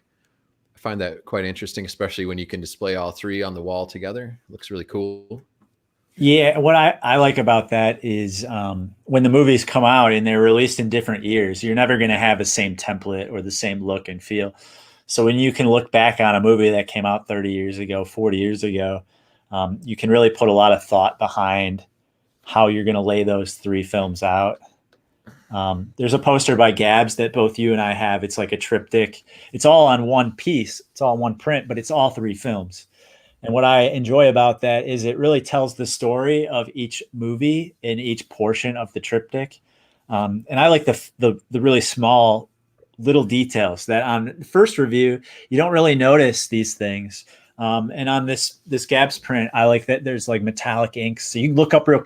You don't see it from afar, but when you look up close, everything's like sparkling, and just the really refined details. And with all of them, how they're all the same movies, all by different artists. So it's how do I tell the story in a specific look and feel? Yeah, exactly. Um, I was talking earlier about Laurent Darieux. Darieux, I guess is how you say it. He's a Belgian artist, so it's kind of hard to pronounce. But yeah, so he has a twin brother, which is very interesting. That they're both in graphic arts and they both do movie posters. Jack also does a lot of music artwork for album covers. But Jack has a series where he does all three films. And again, he's also using sort of a similar format to really help to tie the posters like together. So they just look all the more impressive when you see all three together. Like you said, it's a real advantage looking back and knowing that you have three movies and you already know the three characters. So it kind of helps to create your format with, say, like a major scene across the bottom, and then the three main characters in the middle, and the top is the titles and the more traditional cast credits.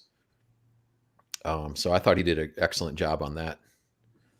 Well, and then you want to own all three, of course, too. So you have to have wall space for all three. Right. Yeah. It's much more impressive when they're all three together, for sure.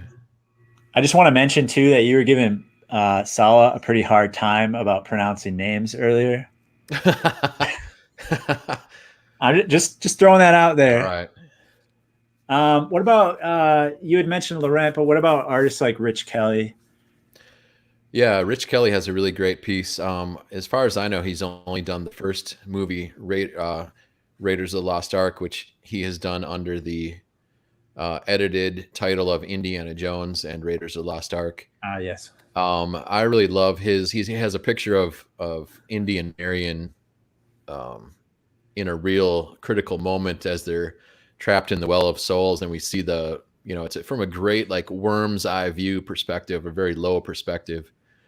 And I really appreciate his capturing the drama of the whole scene and the lighting, and yeah, just kind of showing that crypt that they're stuck in and all the snakes and everything. There's they're kind of hunched over and their torches are going out. I mean, it's like a movie and a poster right there. It tells a story.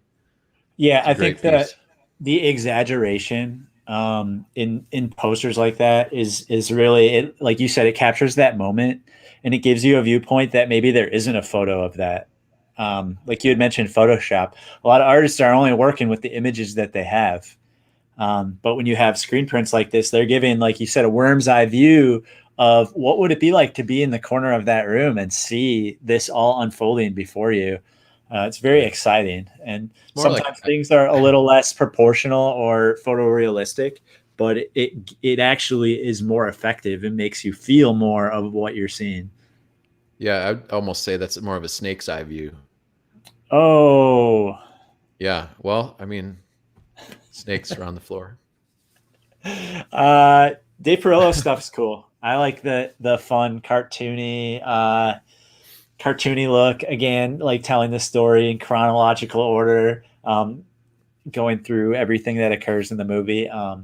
Just fun. Like, uh, I think for me, when I'm buying art and I'm in a room surrounded by art and toys, I'm always looking for something different. Like, I don't want all my prints to look the same style. I want different True. Yeah. things, and largely that might be a certain style for me doesn't work for that specific movie. But when I see a piece and it makes sense, I'm like, I've got to have that. So I just ordered the Shining poster, and I love the movie The Shining, but there's a lot of posters that I like wouldn't imagine hanging on my wall. And then I saw a piece, and I was like, this is the one I need. Um, so I don't know. Anything else you want to say about Dave Perillo's style? Yeah, I was just gonna say, like, I agree with that. I generally don't go for like what would you call that? Like uh, uh, going more towards like a kid's or a child's type of illustration, almost like a children's book Yeah, like style.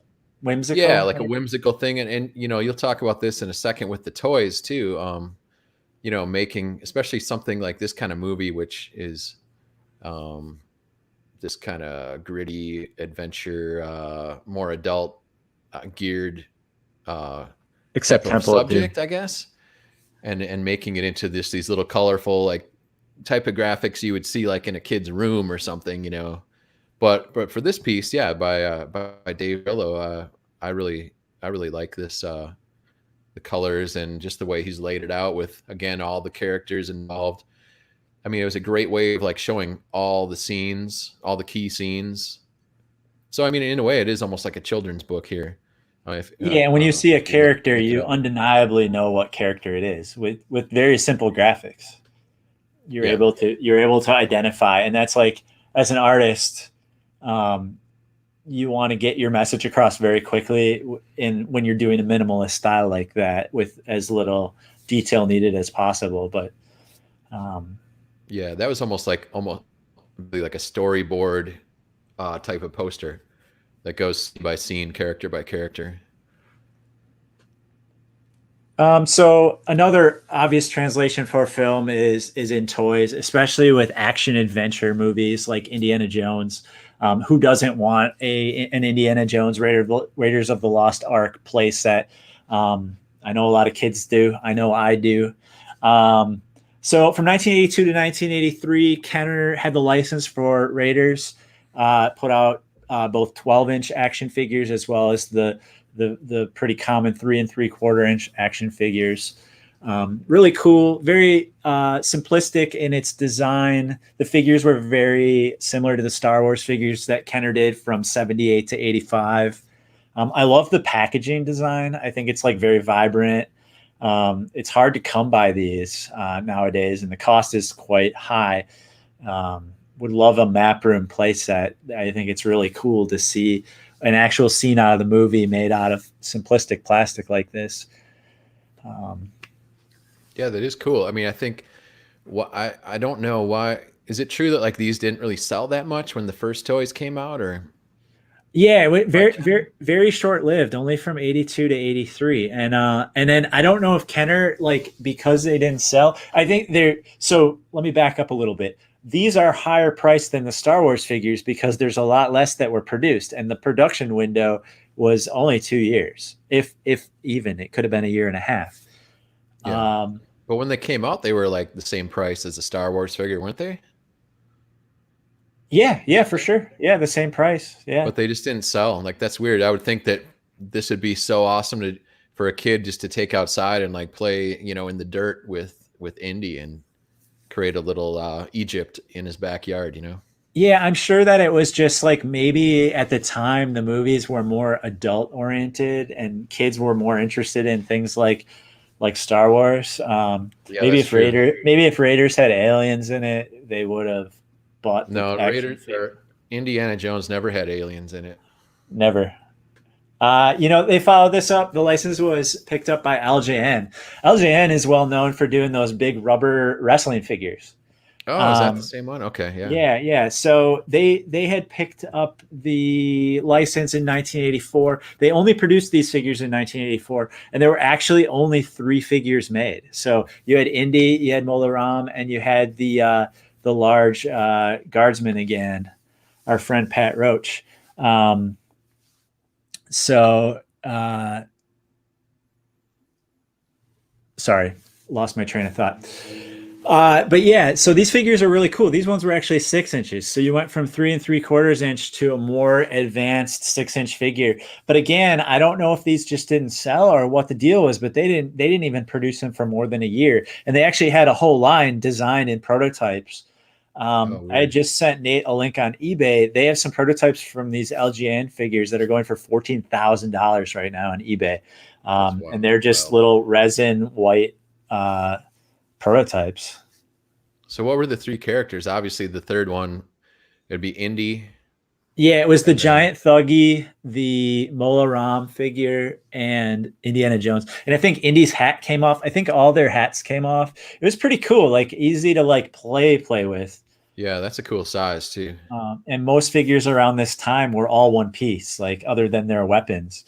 So, and again, I love the packaging on this as well. I think it was different than the Raiders, Yeah, but great photographic treatment. I'd be love to have these in the package.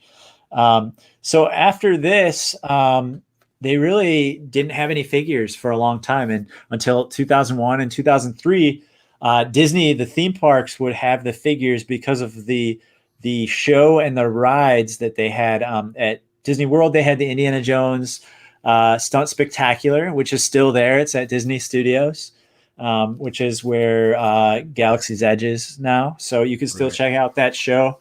Yeah, I gotta And get then there. and I then was supposed to go this year. yeah, you got to get there. As an indie fan, you got to Didn't get to happen that. this year. And as a Star Wars fan, Yeah. and then also there's the Indiana Jones Adventure, which I have not had the chance to check out.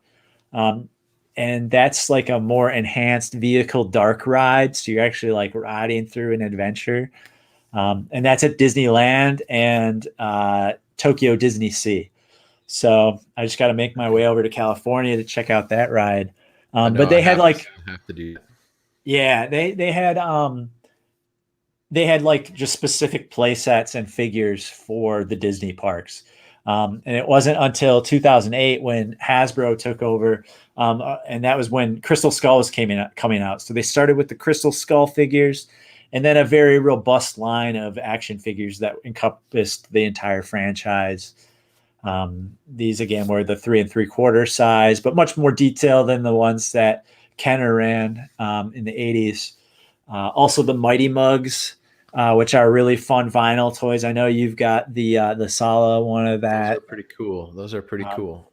I've got the Monkey Man and Mola Ram, the Idol. And those are cool because of the stylized art. Oh, The figures are all just like very round and bulbous vinyl toys. And then the artwork is similar to that art we were talking about, where it's like kind of cartoony, but definitive of the characters. Oh, there he is. His hat comes off, right? yes, The it hat. does. And he has a bald head. Whoop. Did we know? Did we know if Sala was bald in the movie? I don't know if we ever saw that. They also had the Indiana Jones Adventure figures, which are like for like little kids, and they were like very cartoony, um, but very cool, like little cartoony figures. So it's good to see Hasbro doing these figures.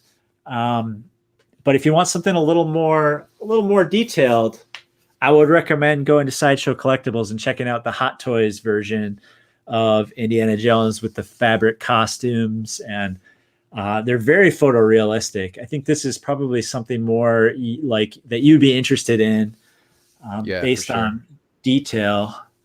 Yeah, if I was to get one of these things, I think it would be more like a little statue that you could actually put, maybe you build like a little scene for him and you kind of just yeah, you kind of just admire him as opposed to like something that's actually articulated more that you could, I don't know, what play with or whatever you do with your toys. I don't know.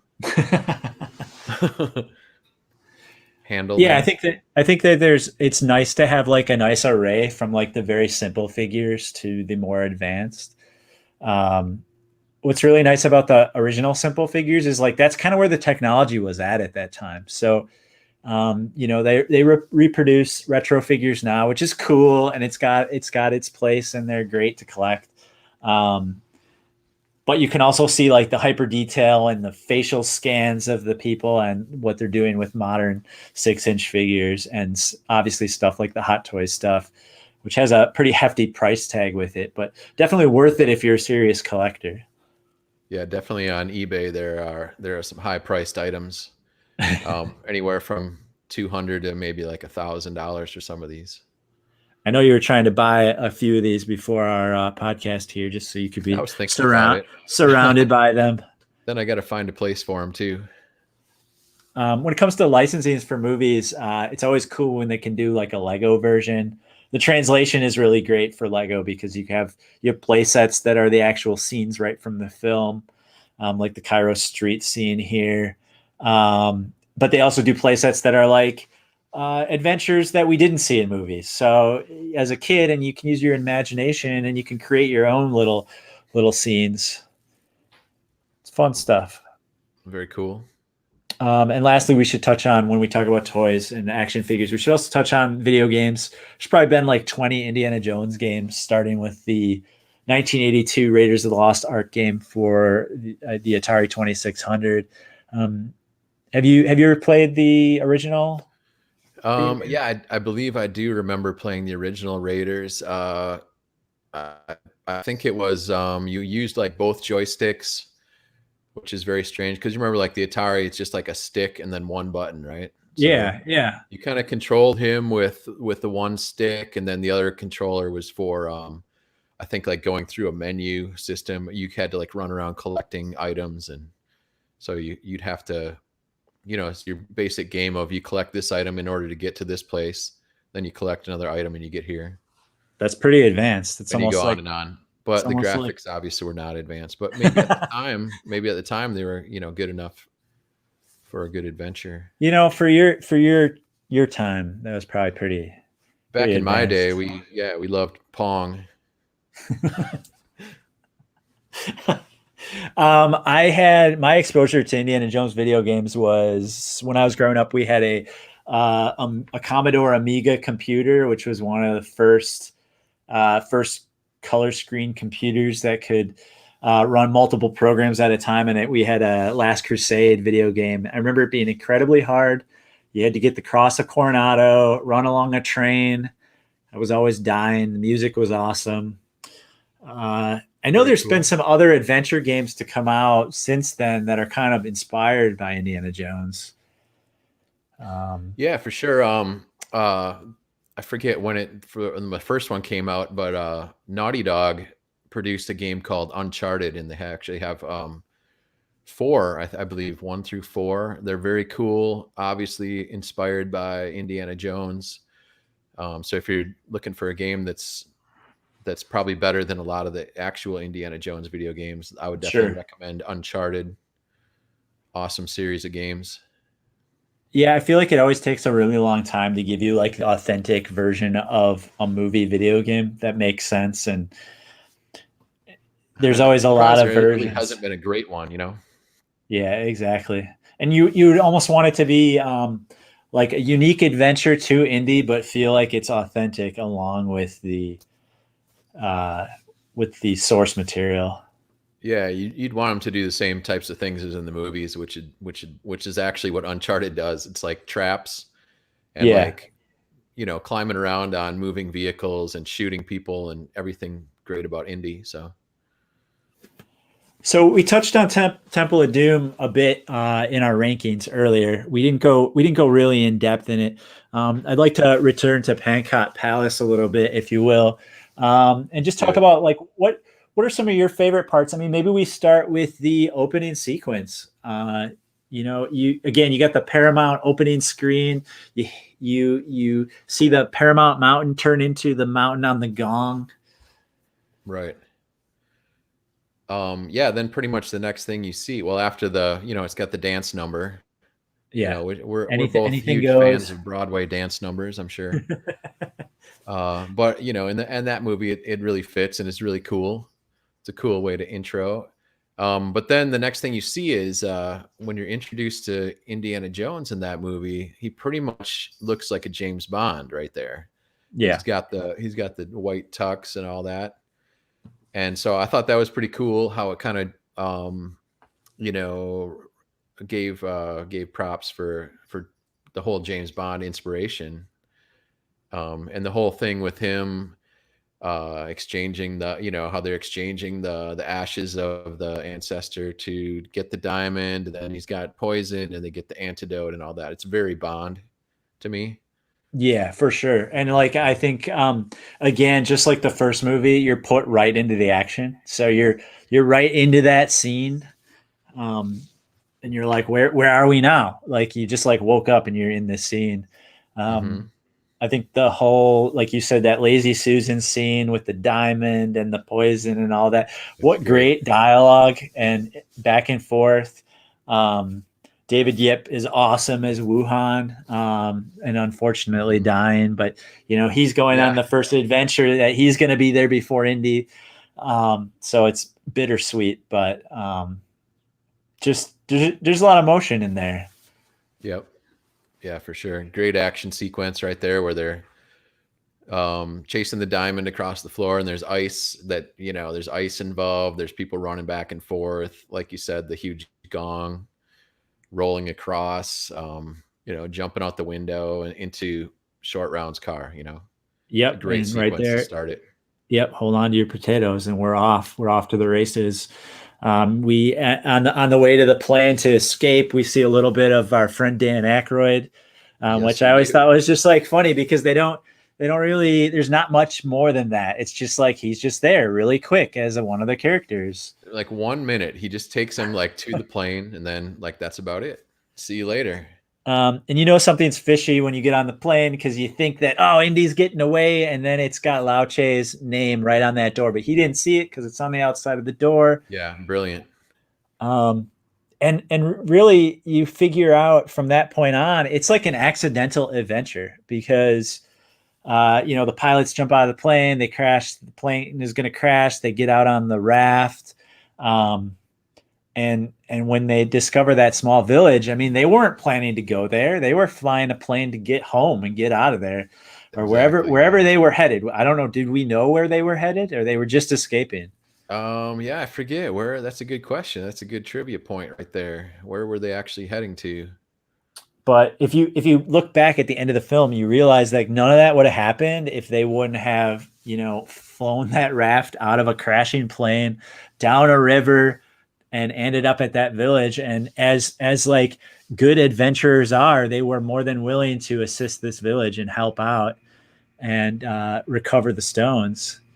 And Yeah. I think it's worth noting, I didn't realize as a kid, but there were actually five stones, and Right. there were two still missing. And That's right. I never really thought about that as a kid. In my head, there were just three, and I didn't think about like why are these kids digging and why are they being whipped and all this. It was just pure evil that was driving that. But I Yeah, realized that there supposedly, was yeah, the kids were searching for the other two stones as it's well kind of as scary to think what would have happened if they would have found those. yeah. Yeah, the Um, scene of the falling out of the plane in the raft, that kind of, I mean, that definitely pushes the boundaries of suspending disbelief right there. I mean, I have to say, like, that's maybe the only part of that movie where I'm like, that's a little kind of cheesy. You know what I'm yeah, and that saying? was I think that's like a reason why Temple is like number two and not number one. There's just little scenes like that.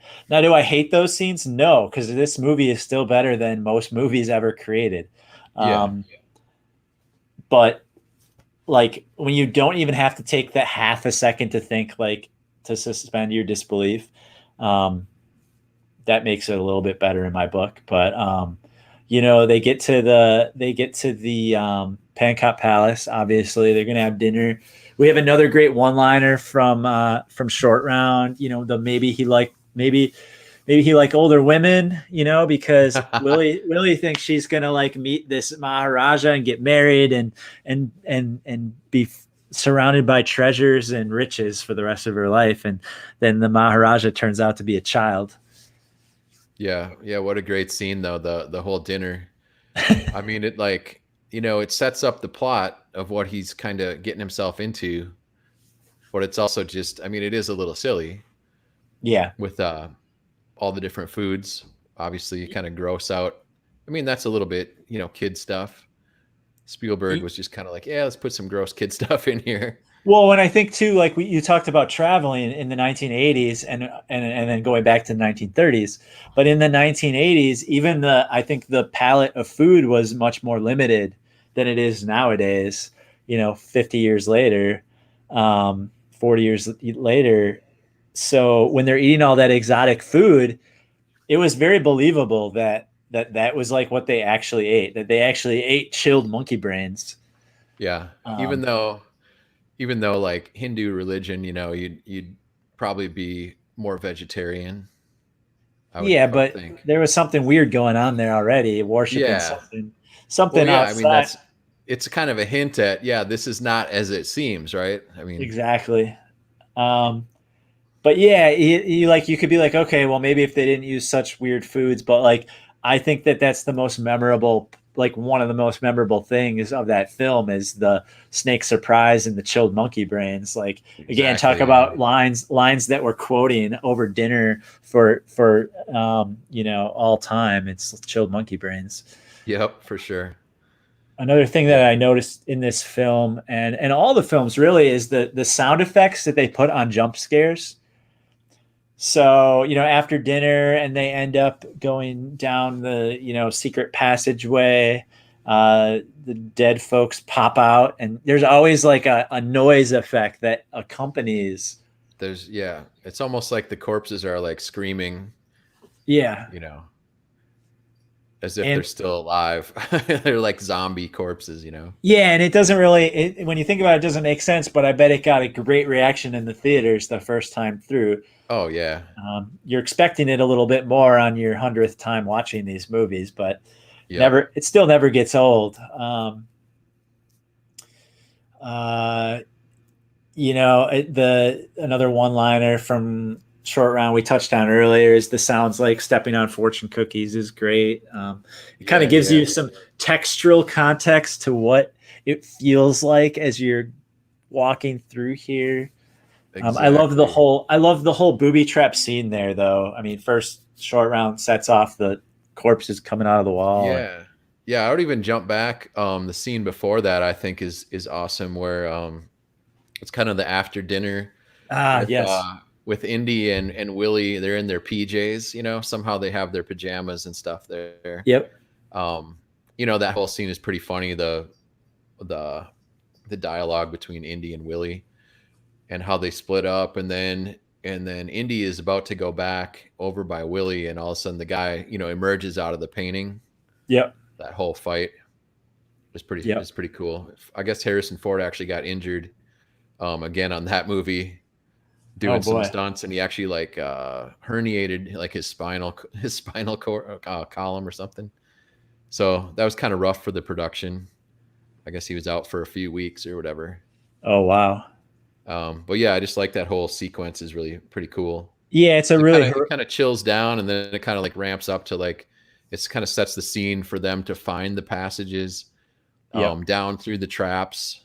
Um, and I mean, what a classic scene with the roof coming down and the spikes coming up, and all the things that happen. The dialogue again between the three of them, is just yeah. classic. It's Yeah, and almost even skippable. like they get in that chamber, and short round already like set off a trap.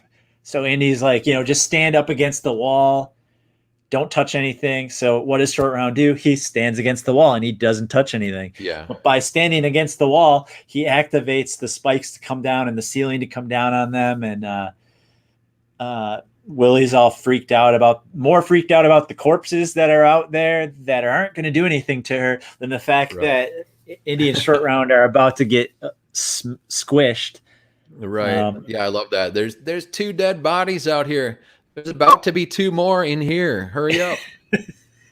she's And got then to she stick her doesn't arm. want to and then she's like coated in bugs and she doesn't want to stick her hand in the correct hole to pull the fulcrum lever and oh man, it's just complete antics. It's great.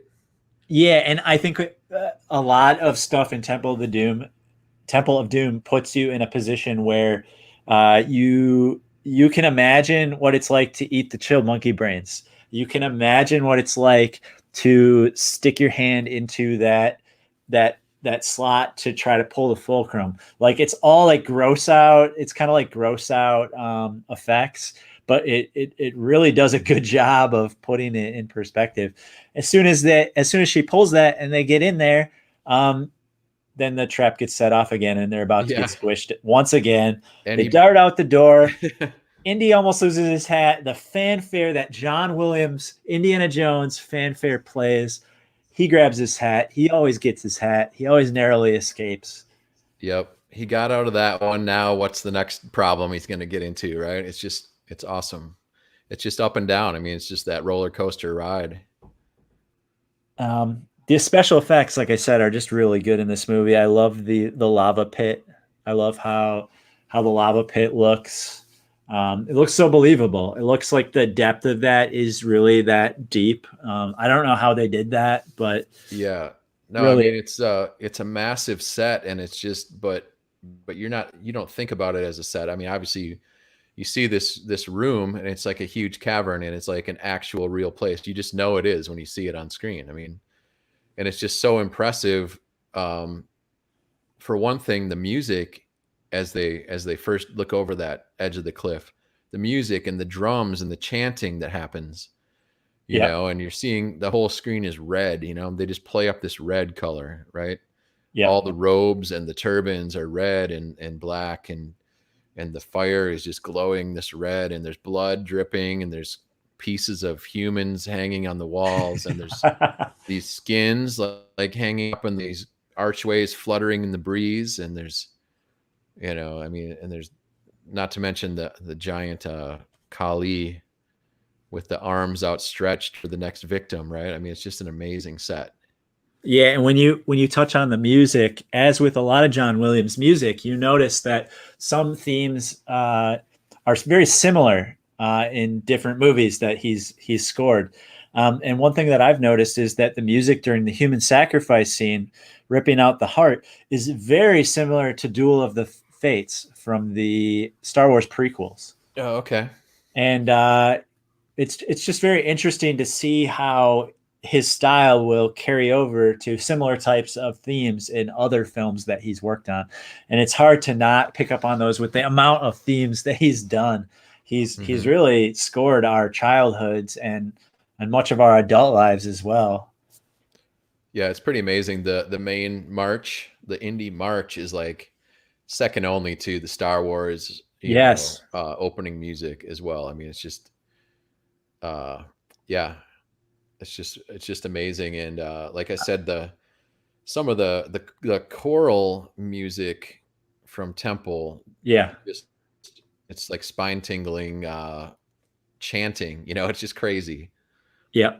It just lends itself so well to the feel of those scenes and just the terror and uh the cult's just bloodthirst almost, you know. Well, and it seems like in filmmaking, some directors focus too much on the plot and they don't worry enough about setting the scene. And then in some aspects, some movies don't worry about the plot at all, and they're just looking at like pretty pictures. What these movies do is there's a very defined, well defined plot line, um, but the scenes are set so beautifully with the music and the visuals. It's very experiential, and it puts you right there, wherever they are, you are. And Right. especially when you can have like all the lights off and you're just zoning in on that TV or that movie screen. Exactly. Yeah. I mean, you just feel, just have a couple candles burning and just the lights out and just kind of watch that. And you just hear those drums increasing in tempo and your heart rate, as this guy is about to get his heart taken out and lowered into this pit. Yeah. I mean, your heart rate goes up with the tempo of the music. It's a perfect blend. Well, and it's the type of movies that the first time you see it, it's impactful, but it's almost more it's equally impactful when you are expecting it. So you're Yeah. like, oh man, it's this part. Yeah, you they're at anticipate the it for sure. altar. Like it's very exciting.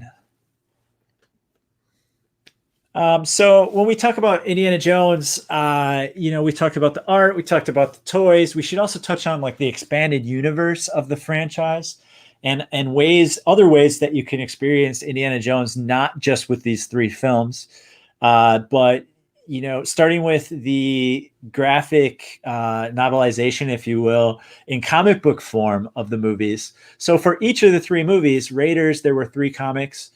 Temple, there were three comics, and Last Crusade, there were four comics. And each of those were like a special edition from Marvel Comics that told the story in graphic form of each of those movies.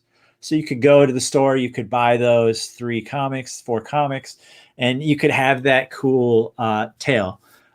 After they did the Raiders series, Marvel also went ahead and started an ongoing series, which got issue number 1 right here, also on the screen. But that was the further adventures of Indiana Jones. And the cool thing about that was you could take your characters that you know and you love and see them on different types of adventures.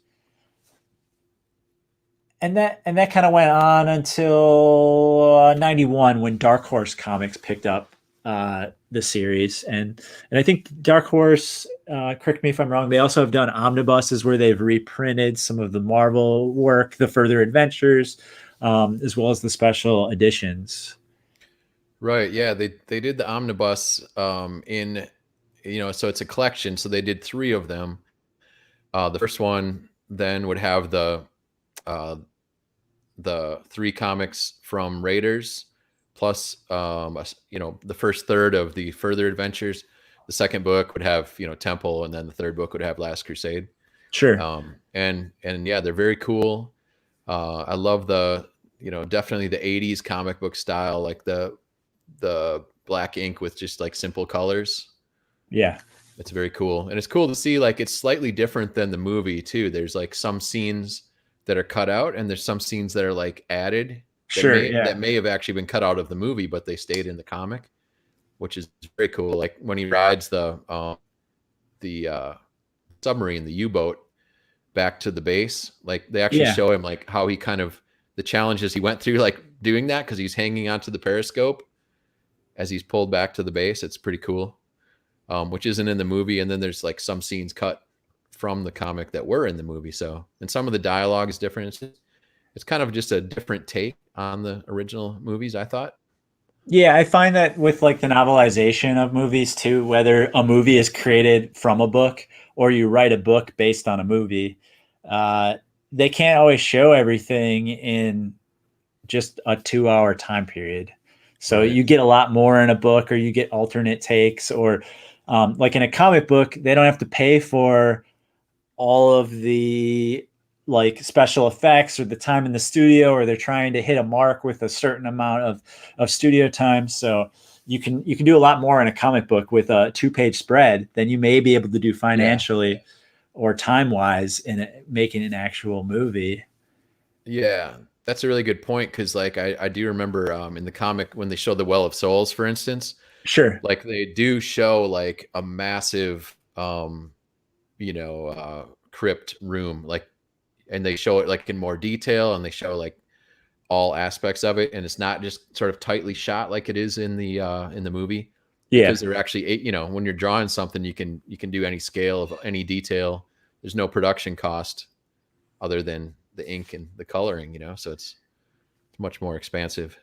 Yeah, and I think when you're a kid and your favorite movie comes out and that's it, like imagine only Raiders has come out and you're hungry for more. You're going to Yeah. eat up anything they give you. So they give you the comic book version and then they give you the further adventures. Like you're going to eat all that up because that's all you have so far. Now, with the internet and our exposure to things, there's so much of a world behind the scenes looks and documentaries and podcasts like this. There's so much. But it's cool to go back in time with comics like that and see how it was treated then. And also, if you get the originals, you get the cool ads, Yeah. the advertisements for movies and music and Those are toys. And great. Yeah. Those are um, funny. yeah, it's always funny stuff. And talking about novelization, I think personally, I think the best way to expand upon the franchise is with the actual books that have come out, expanding upon the original movies. So they're not the interpretations of the films, but they're each book is its own adventure that Indy went on. And what I like about this, as opposed to Crystal Skull, is these books. Indy is the Indy in Raiders. He's the Indy in Temple of Doom. Right. So you imagine them as they are in the movies in these books. And some of these books are prequels. I know Bantam Books has put out 12 original books, and I'd highly recommend them. They're not huge novels, so they're pretty. It's I would consider it easy reading. Um, but it's fun. It's just like if you've read any of the original James Bond novels, like it's just fun to like. I would compare them in size and length and the quality of the writing to that. I most recently read Hollow Earth by Max McCoy, and it was just a fun adventure, and it felt like I had just seen Cool. a new movie that never came out, the movie that we wish came out, and Yeah. Yeah, it sounds cool. I haven't read any of those, but sounds almost like a Clive Cussler kind of kind of yep, book, Just all yep. adventure, pretty pure and innocent, but it's kind of fun. Yeah, exactly. And a lot of, using your imagination to paint that canvas with how your characters look and feel Yeah. and the way their voices sound and stuff like that. I've also been a huge fan of the like Star Wars novels, the Han Solo trilogy. Again, when you're hungry for more of your favorite things and they're not making new movies, it's a Exactly. great way to dig in and feel like you get to know the characters a little bit more. Yeah, right. And I almost feel like they enhance the movies themselves because side characters, very small characters, become important in a storyline. So even though they might have 4 minutes of screen time in the Yeah. book, they may be very important. So when you see them in that on that screen, it just kind of resonates with you. Right. I mean, the trilogy already does the job of setting up all the characters that you can use Yep. and setting up the style. So, yeah, why not take that and go a little further with it with new adventures? You hear that music in your mind. Yeah. Yeah, you got to do it in your head though. John Williams is burned in your mind. So another pretty cool thing was in the '90s, there was a series that came out called the Young Indiana Jones Chronicles. It was on ABC, and it aired from '92 to '93, I believe. Pretty cool show. It was young Indiana Jones essentially. There, I think half the episodes he was actually a child. Um, and in half the episodes he was more of like a young adult, the child Corey Carrier, but the like teenage version of him was played by Sean Patrick Flannery, who we all know from Boondock Saints. He Oh, played yeah. Oh, yeah. right alongside Norman Reedus, who's Daryl on Walking Dead now. But so it's kind of cool to see him in another role before he essentially became famous on a cult film like Boondock Saints. Um, but these episodes, they were like 2 hour episodes with commercials. So Yeah. kind of like each episode was kind of like a made for TV movie. Yeah, pretty long and pretty big budget too. I mean, Yeah. I think they were shot pretty much like similar to how the movies were shot. Like they'd actually go on location and spend the time to set up the scenes right. Um, but I remember kind of watching these. These are from like the early '90s, right? Yeah. I want to 92 say, to 93. yeah. I kind of remember them. They were pretty cool because I was kind of like said, I was kind of starved for more Indiana Jones, Yeah. anything I could get. So in that respect, it kind of met that goal. But the style is definitely more.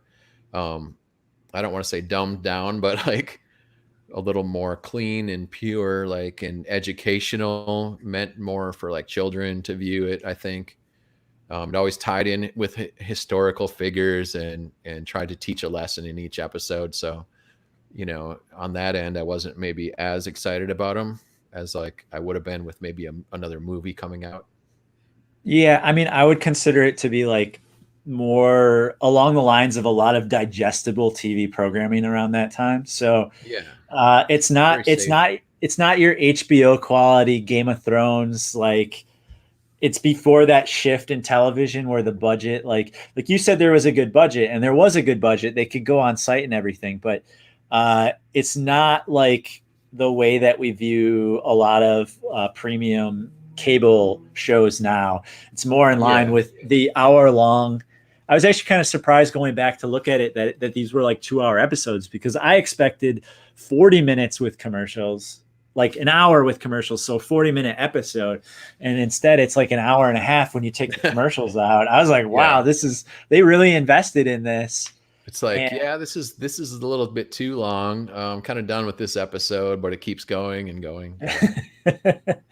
Yeah, so definitely worth checking out, I would say. yeah, You can actually see all the episodes on YouTube for free, so worth yeah. taking a look at if you're an Indiana Jones fan. I've seen a few episodes. I don't know anytime soon that I'm going to be like, all right, I'm going to sit down and watch these all. I may Yeah. eventually, but I've got way too many other shows I'm trying to like complete the entire series. Um, Going back and watching them. So it's on my, when I have time, I'll probably go back and watch some It's more, when I but get, yeah, it's maybe like 70th on the list of things to watch. I it's think it was definitely, what's that? I was going to say it's definitely before me watching Crystal Skull again. Yeah. Yes, it is. I think I if don't you want do want to watch it, I think it was re-released and it was like cleaned up or whatever, and it was released on DVD or something. I Oh, really? noticed the one on YouTube is like very kind of hard to watch because you can't see really any detail on it. But I think maybe part of that was I believe they shot it on like something like 16 millimeter Huh. to try to save some costs. Sure. So that probably didn't help the quality. I don't know. One thing worth noting, in the episode Mystery of the Blues, Harrison Ford is actually shows up. So in many of the episodes, they had like an older actor playing old Indiana Jones and talking about going back. In that specific episode, they actually had Harrison Ford as the older Indy, which made sense. That's cool. Um, and then it went back in time to Sean Patrick Flannery and had a lot to do with music and stuff like that. It was cool. It was actually a much better episode than the like the small child episode that I saw. Yeah, I don't want to Uh, see those ever. yeah, so I think the Sean Patrick Flannery episode probably better, That's the way to go. more fun, more action. You can do a lot more with a person in their late teens, early 20s. Yeah, yeah. I think there was only like six of the little kid anyway, so that's good. Sure. I mean, I know you've seen them all multiple times. So Uh, yeah. moving on. All Oh right, boy. Raiders, the Moving on greatest man here. film ever made. This is a story. It's a documentary called Raiders, uh, and it's like one of those stories where it's definitely deserving of a documentary. I mean, you've got these kids, Eric Zala, Chris Strompoulos, and Jason Lamb. They made a shot-for-shot remake of Raiders of the Lost Ark from 1982 to 1989. I think that the noteworthy thing about this is they made that over 7 years with all their friends, and they shot it out of sequence. So when you go back and watch it, like their ages are jumping all over, because you can imagine how much people grow up and mature in 7 years' time. I've never seen the actual full film. I've seen the documentary a few times because it's just an awesome doc. Nate, you actually own the actual Raiders, the finished version, right? Yeah, that's right. Yeah, I had to dig around a little bit because I've always wanted to see the real film. You know, I saw the documentary and I was like, well, that just tells me that they made an awesome movie, but why can't we see the actual movie? And I always thought like, that was because of whatever copyright, George Yeah. Lucas like being a dick or whatever. But I did manage to find there's a site where you can buy the DVD and it's whatever $20 or $15, and so anyway, yeah, I have seen it and it's really awesome. It's super impressive that like in the '80s that little kids could pull this off and like create like exact scene for scene, shot for shot uh, production like that, even with all the effects. Like it's super impressive. Say like the Raven Bar scene with the fight scene, they actually have like fire. Like you're so worried for these kids because it's little kids and there's fire all around them, and they're who knows, they're in their parents' basement or somewhere, and like how did they get away with that? It's just Yeah, cool. I enjoyed that one of the mom's boyfriends like was put in charge of like overseeing them. So because he was like in Dawn of the Dead or something, and he had some movie Okay. experience. So they were like, okay, you oversee them, but like he was just like drinking and like in some of the shots in the documentary, he's like, put fire over there, and these kids are just dumping whatever they're using to burn. I don't know, is it kerosene or what? I But don't they got remember. Yeah. buckets of this stuff, and they're in their parents' basement throwing it down so that they make bigger, taller flames, and they're just like 1 foot away from these giant flames. Um, it's kind of like nerve wracking because, like you said, you're like, oh my god, these kids are going to kill themselves. But you're also Yeah. seeing like the ultimate creativity and lack of fear. They're just going for it. Yeah. And And they were doing it like serious too. Like they wanted it to be like not as a joke. Like they really wanted to make a really cool movie. So I they put all appreciate that extra effort. I appreciated that they, like you said, that they wanted to make a quality movie, and they were doing it without. It wasn't like somebody organized this like an adult. They were doing it on their own Right. and holding their friends accountable. They actually storyboarded out the whole film too. You can buy that on that website too. Oh wow. Maybe we can put a link under the description or something of this Yeah, film, for sure. For sure. so people can check it out because it's definitely worth the money to if you're a huge Indiana Jones fan to watch these kids pull off this movie. But anyway, Yeah. yeah, they storyboarded it all out and everything, and they just so much effort went into it. It's amazing. I can't wait to see the final film. Like I said, the documentary is worth watching multiple times. You talked about it being hard to find the final film. I think that's a cool part of the movie, and I don't want to spoil anything, but a part of it is like Eli Roth, the director, he getting a tape of it in like the underground tape exchange of filmmakers, and Yeah. really how he kind of helped them to the tape ends up in Steven Spielberg's hands. They get to meet the man himself. Um, and he's very supportive of their effort, and I think when you see somebody's love and dedication to something, creating it shot for shot is just amazing. And speaking of that, I mean, I know when you were a kid, you and your friends made what would be considered an Indiana Jones fan film of your Yeah. own. I mean, yeah, pretty much it was it was not really like these guys did. It wasn't a total remake of Raiders of the Lost Ark, but it's definitely an homage to Raiders and actually the whole trilogy. But yeah, it was right after these guys finished theirs, basically, which was like the late '80s. We shot ours 30 years ago in 1990. So We were cool. all like seniors in high school, and we kind of just took one summer and just shot a film. It's called, I don't know if we mentioned it yet. It's called Wisconsin Jones. I don't know if you can guess where we got that from, but Are pretty you clever. from? I should mention. Are you from Wisconsin? Yeah, that's right.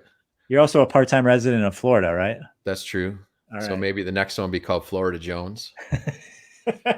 But yeah, it was like, we had like three main guys, but then we had, like my sister was in it, and my good buddy Ryan, his sister was in it, and my other Cool. good buddy Mike, the three of us kind of were the masterminds behind this thing. And we just did, like I said, a couple months in the summer, and we it was kind of I like to think of it as like a combination of Indiana Jones movies, and then and then combined with Monty Python style humor.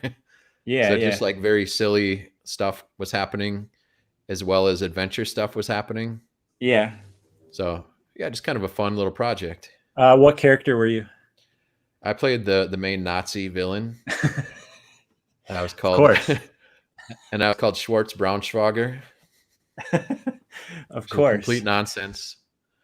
Like a complete nonsense name, really, but pretty funny. Oh, all right. Well, we're getting close to wrapping this up here. I think it's only befitting to end this by talking a little bit about Henry Jones Sr. and The Last Crusade, and the final film of the original trilogy. It's actually a really touching story of a father and a son, along with an awesome adventure like all the other films. But what drew you to that movie? And this was the movie that you had seen right before you had decided to film your own, right? Yeah, I mean, this was pretty much the inspiration for us to shoot that movie that summer. The previous summer, we had shot a movie based on Batman that had just it was right after Tim Burton's first Batman. Oh, awesome. So we had kind of that had been kind of our habit to come up with summer projects by looking at the previous movies that came out. Sure. So yeah, I'm pretty sure I saw this one in the theater. Since it would have been '89, I would have been, yeah, like I said, like a senior in high school. I was probably cruising around checking out movies. But yeah, Yeah, obviously I was already a huge fan. So I was talking to my mom about this, and she was pretty sure my dad took me to this. Um, which again is kind of weird because I would have been like 6 years old. So uh it's kind of intense for a 6 year old to see Hitler burning yeah, books and everything. But right. but I mean, it wasn't like none of it again was shocking to me. It wasn't scary. It was just really authentic and cool. And if anything, I just wanted to be an adventure. Um, it's movies like this can be very inspiring to the youth, Oh yeah, and they're quality movies with like they're not vulgar. They're maybe there's violence, but the violence is generally against the bad guys. yeah, yeah. I think it's inspiring, especially to like get out of your normal routine, especially to go travel. Too. Yeah. For a kid, yeah, like looking at all these exotic locations, or even non-exotic, like okay, they go to Austria or Germany. I mean, it's uh, kind of pushes you to get out of your normal home state, maybe at least. Yeah, and like I said about learning about science with the stuff in Nepal and that burning alcohol and stuff, I think that can be just for like culture in general. Like you learn a lot from movies about history, and then you're simultaneously learning about it in school. So um, it's cool. Like all of a sudden, history seems a lot cooler, right? Like Yeah, when you see it played out in a believable format, not just a documentary or a textbook. You see it played out in real life. Like you can imagine a lot more of what that was really like. yeah, I agree, and especially yeah, this stuff that takes place just prior to World War II, it kind of gets you a little bit more interested in learning that world history stuff Yeah. from the 30s and early 40s. I would say. So we kind of touched on the intro of the movie, the young Indiana Jones. I like when they get to the college, the university that he works at. I love that his office is like a boiler room. Like it looks like it's like the Yeah, janitor's closet, and he actually escapes out the window. You can tell that over the few years since Temple of Doom and Raiders in the chronology of the movies, that he's a lot more famous for being this adventurer. right. Yeah, he's got a reputation by now, and it's not really. It seems like it's not really as a professor.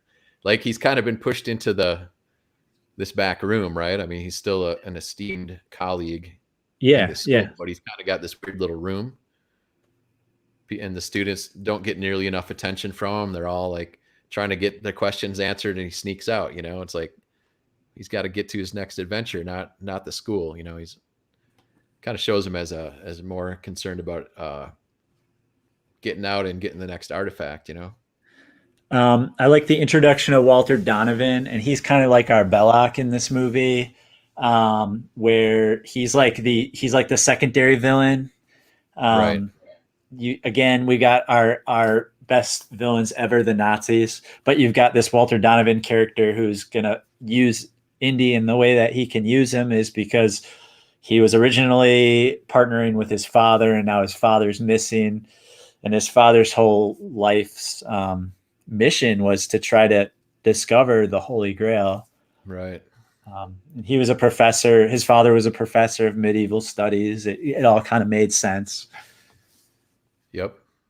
One more thing, like going back to the intro, when you see that guy that's only known as Fedora, Yeah. the guy in the intro that looks kind of like Indy, he gives him the Yep. hat.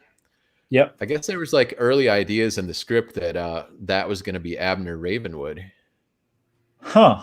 So that's kind of an interesting concept, because that he actually became his mentor, then that character that gave him the hat. So it's an interesting little twist. It seems like a very George Lucas, Steven Spielberg plot to Trying do. to tie everything together. Yeah, I'm glad that they didn't do Yeah, that. I agree. It's like Star Wars. Anytime you have a no-name character, everybody's like, "Is that so and so?" As a child, is that so and so? Like, Yep. there's always all that speculation, and that's because of George Lucas and Steven Spielberg's tendencies to try to connect all the dots. I like the mystery. I like not knowing, and I agree. uh, Yeah. I don't always want to see the origin story of every character, right?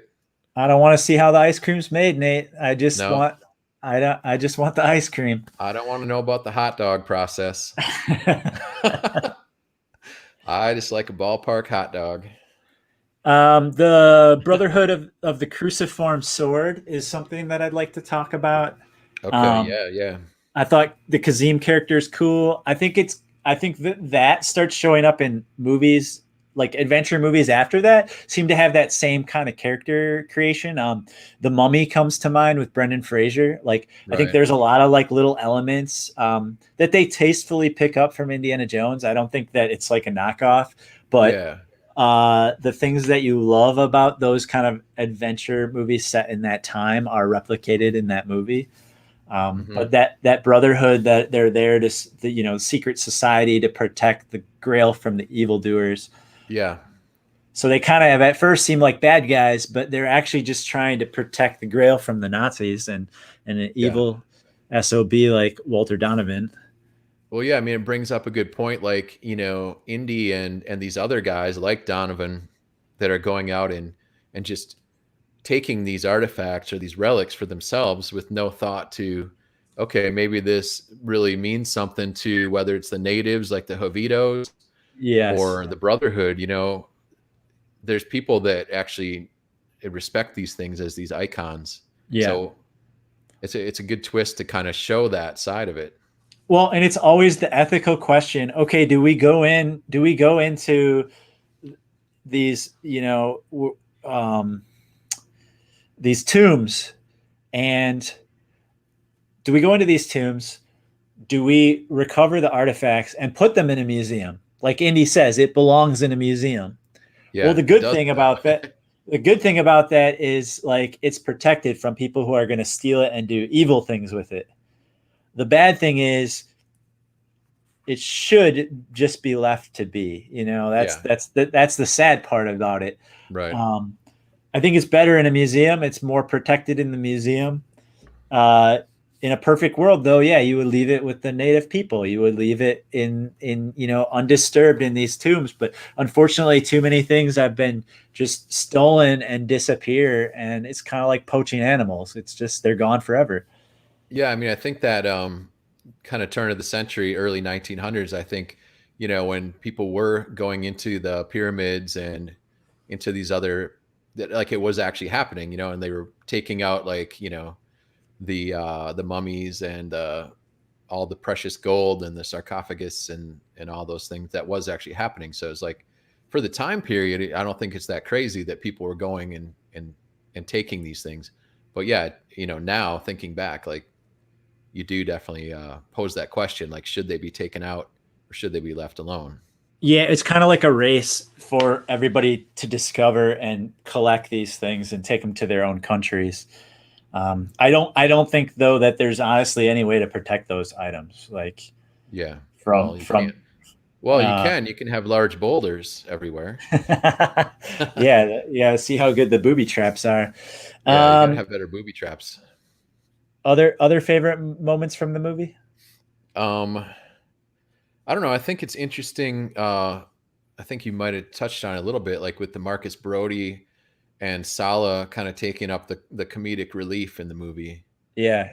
They definitely have a different tone because previously Brody was like the father figure, Yep. and now we have Henry Senior, so we don't really need that anymore. So he kind of becomes that a very side character that's a little bit of just a funny guy, which is kind of too bad. But I also see why they do it to kind of lighten it up a bit. Sure. I think a lot of the humor in the movie actually comes from the father son relationship. That whole scene where they're tied up and he drops the lucky lighter and the carpet goes up and the drapes and Yeah, they go in the fireplace and they're rotating between the hidden Nazi setup inside the castle. And even that castle, I think one of my favorite scenes is when Indy and Elsa first show up at the castle, and they kind of trade outfits, like components of the outfit, to look like fancy art dealers. And I like that the right. butler, the quote is, "If you are a Scottish lord, then I am Mickey Mouse." Just Yeah, that's pretty hilarious. hilarious. His accent, it's pretty awesome. Yeah, yeah. The whole father son, they have such great lines and dialogue. The whole movie, and just how Henry Senior is just shocked at a lot of the things Indy does. Like basically his dad's like, "I'm not used to this stuff. I've never." And Indy's like, "This happens to me all the time. I'm so used to these fights. It's unbelievable." I think a great pairing of the two is when they go on the Zeppelin. That whole sequence, um, Indy, dresses up like he's the guy taking the tickets and ends up punching the guy out of the Zeppelin. And I think that's an iconic scene for me where he says "no ticket" to the entire Yeah. crowd, Oh yeah. and everybody's rushing to get their tickets out because they think if they, the reality is he knocked that guy through the window out of the plane because he's a Nazi leader commander, and everyone else thinks it's because he didn't show his ticket. So Yeah, he kind of just does it, and he's like, "Well, what? These people are looking at me." So he's like, "Might as well play up the character." and right from there, they end up, the blimp is turning around. They get on the escape plane. They're flying. Henry Jones shoots through the tail of the plane. I think that's a Yeah, classic scene. yeah, Um, and his line is something like, "I'm sorry, Junior. They got us," when really he shot through the plane. yeah, yep. It's a It's lot just, of it's a lot of little clever little twists. There's yeah, definitely a lot of chase scenes in this whole movie. Like they do boats, they do the tanks, they do the cars, they're running on foot. I mean, there's chase scenes throughout the whole movie, which is always very awesome. yeah. I love the maniacal mustachioed tank. Tank driver. That's driving the tank. That just from a casting standpoint, like he doesn't really do much but drive the tank in that scene, but like it just adds a lot to it. Yep. Yeah. Um, Harrison Ford again, a lot of stunts done by Harrison, hanging off the sides of the tank and um, getting thrown around, jumping off horses onto tanks. it's great. Just amazing. Yeah, and Making it these shots. shows. I mean, it shows. It translates to the silver screen when he does that stuff himself. So we get to the end of the movie. Do you want to say anything before they actually get to the grill room?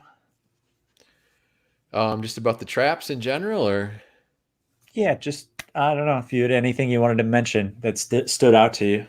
no? I don't know. I just think it's really cool though that they've been chasing the mainly throughout the movie. They're kind of chasing the diary around, Yeah, and it's yeah, just pretty awesome that it's just a cool device that like all the keys to all the puzzles are kind of in this book, sure. and that's it kind of jumps back and forth between the Nazis and the Jones boys like throughout the movie, and then now finally in the end they're all there anyway, and they kind of are forced to prove that the all the research has actually worked to go through the traps. Yep. I don't know, it's just kind of an exciting device, and the traps are pretty cool. The guy Y- gets his head chopped off right away. Yeah, and it's cool to see Indy carrying out his father's research. Essentially, Henry's on his deathbed there, laying, hoping that Indy can get through everything, and seeing him Yeah. carry that out with having faith. All of them having faith in Indy and the research is really awesome. So when he gets to the chamber, the final chamber, and then now all the traps have been set off. It's safe for anybody to walk through. Walter Donovan walks through. Dr. Elsa Schneider walks through. So I have a question for you. In watching this movie, when Donovan is going to drink from the Grail, Right. Elsa picks the Grail for him. Do you think that she picked the wrong one on purpose? Because she kind of like Hmm. she picks it and then she like makes eye contact with Indy. And I had Hmm. never thought too much of it, but I almost felt like the vibe was like she had done that to Donovan on purpose because she really in her heart was a pure person, even though she was part of this horrible organization. Hmm. I mean, it Um, certainly makes sense that she might. I guess I'd have to look. Were there any clues like before that between her and Donovan, sure. like that was showing that she didn't trust him? Maybe. Yeah. Um, I I will say in like just a little like also a little trivia side note, like in some of the scripts early on, it was going to be Elsa that picked up the cup and actually died from drinking the wrong one. oh, really? So I don't know if that really has anything to do with your question, or if maybe that was a different shot that maybe was shot for that plot line, but Sure. it's kind of unknown. But yeah, it's a good question. Like, would she actually kill Donovan on purpose, or would she even know that it would kill him? I don't know. Yeah, it was. I never really thought about it very much until recently when I was rewatching it, and it just seemed like she made eye contact with Indy after picking it. It was almost like I picked the wrong one. Like, Almost like a wink. yeah, it was almost like this will make up for all this stuff I've put you through. Mm, And in the end, he chose poorly.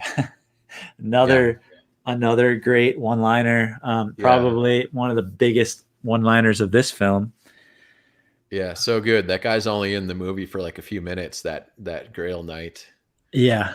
but he's so funny. His expressions and his delivery. He chose and then he pauses poorly. And then all of a sudden he turns into Christopher Lloyd's hair and looks like Doc. Yeah, it's And great. And somehow his clothes like rot away. I like the biblical aspect too of the idea that Jesus was a carpenter's son. It would be a simple grail. It wouldn't be this ornate thing. It's like that Right. whole concept of these like super ornate paintings and tabernacles and all this stuff that are kind of like very far away from the actual context of that historical time period Exactly. and Yeah. what those people would look like or be using. So it was cool to see the simple grail is the correct grail, and essentially he saves his father. And I mean, Elsa still foolishly out of greed tries to leave the chamber, past the seal with the grail. Yeah. So even if she meant to take out Donovan, she still couldn't help herself. She couldn't get Um, out, and it's just it's like the theme that goes through all the movies is that Indiana Jones doesn't really kill the villain. The villain ends up killing themselves by being, impure and having the bad intentions for the artifact or whatever it is. They end up doing themselves. It's kind of a cool aspect to just kind of how the movies end in general. yeah, I mean, it's almost like each one's like a parable. I mean, it Like a makes lot of movies, at the end, you just expect that John McClane, he's going to kill Hans. The good guys are going to kill the bad guy in the end, and this is just it's kind of proving that moral kind of aspect.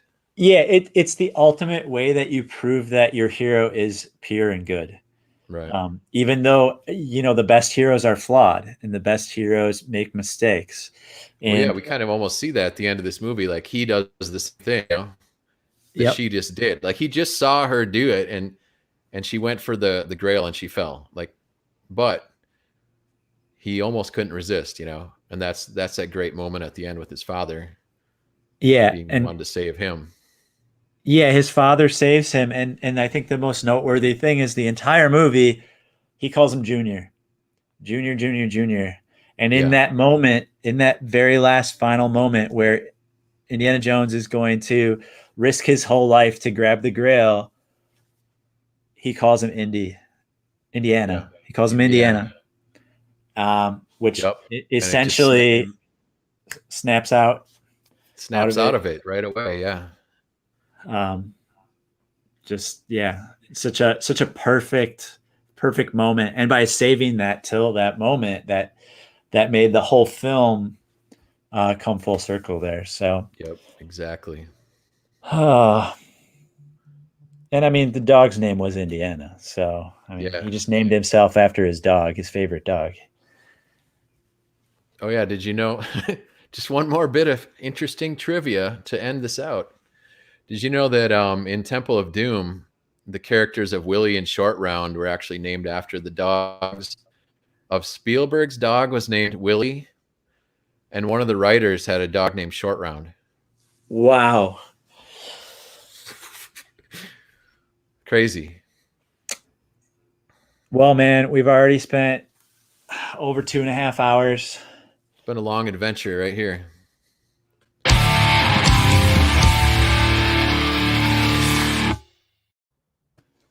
It's time for our final segment of the podcast, the Firing Squad.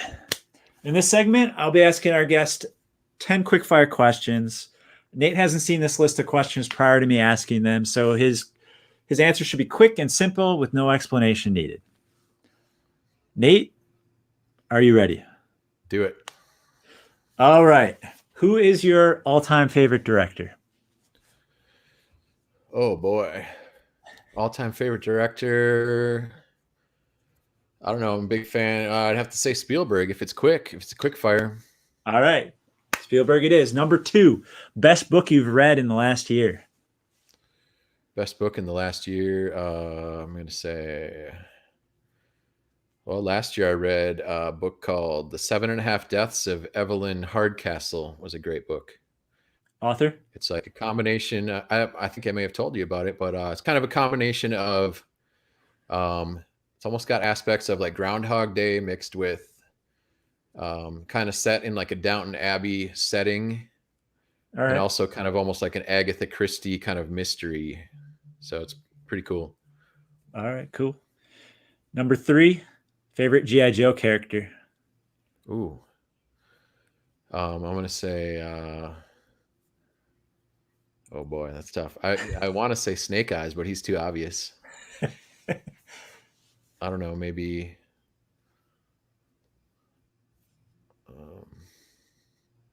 God, I'm trying to think of the names of them. I'll say, oh God, I can't think of his name. The Sailor. No explanation needed. No explanation. Number 4, favorite lead guitarist in an 80s hair/glam band. Oh boy. Well, it's got to be CC DeVille. Come on. All right, CC. Number 5, favorite current series to DVR stream binge. Favorite current series? Yeah, I mean it can be an old series, but currently for you, what are you watching? Oh, what am I watching right now? I'm watching Mad Men. Mad Men. All right. Mad Men. Number 6, Great show. Alien or Predator. I'm going Alien. Number 7, favorite member of the Avengers. I'll say Thor. All right. Number 8, favorite drummer. Of all time, I'll say Tommy Lee. Number 9, favorite Star Wars vehicle. It's got to be Landspeeder. All right, good. Or what's it? The one that flies through the trees on Endor. Oh yeah. All right, Maybe. Number 10, final question. Favorite member of Motley Crue. Well, I already said Tommy Lee, so this time I'll say Mick Mars.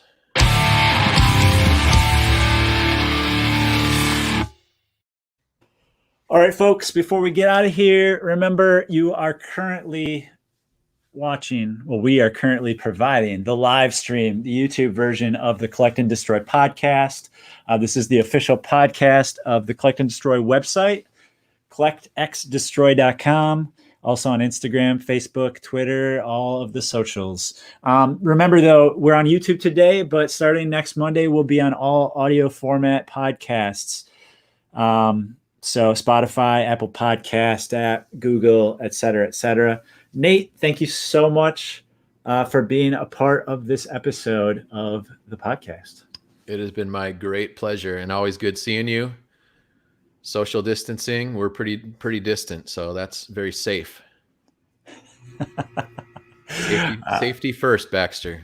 Everyone stay safe out there, and we'll catch you for the next episode when we sit down with my love and the host of the Wrestling Public Radio podcast, Crystal Schmidt, to talk all things Beetlejuice. I thought I was your love.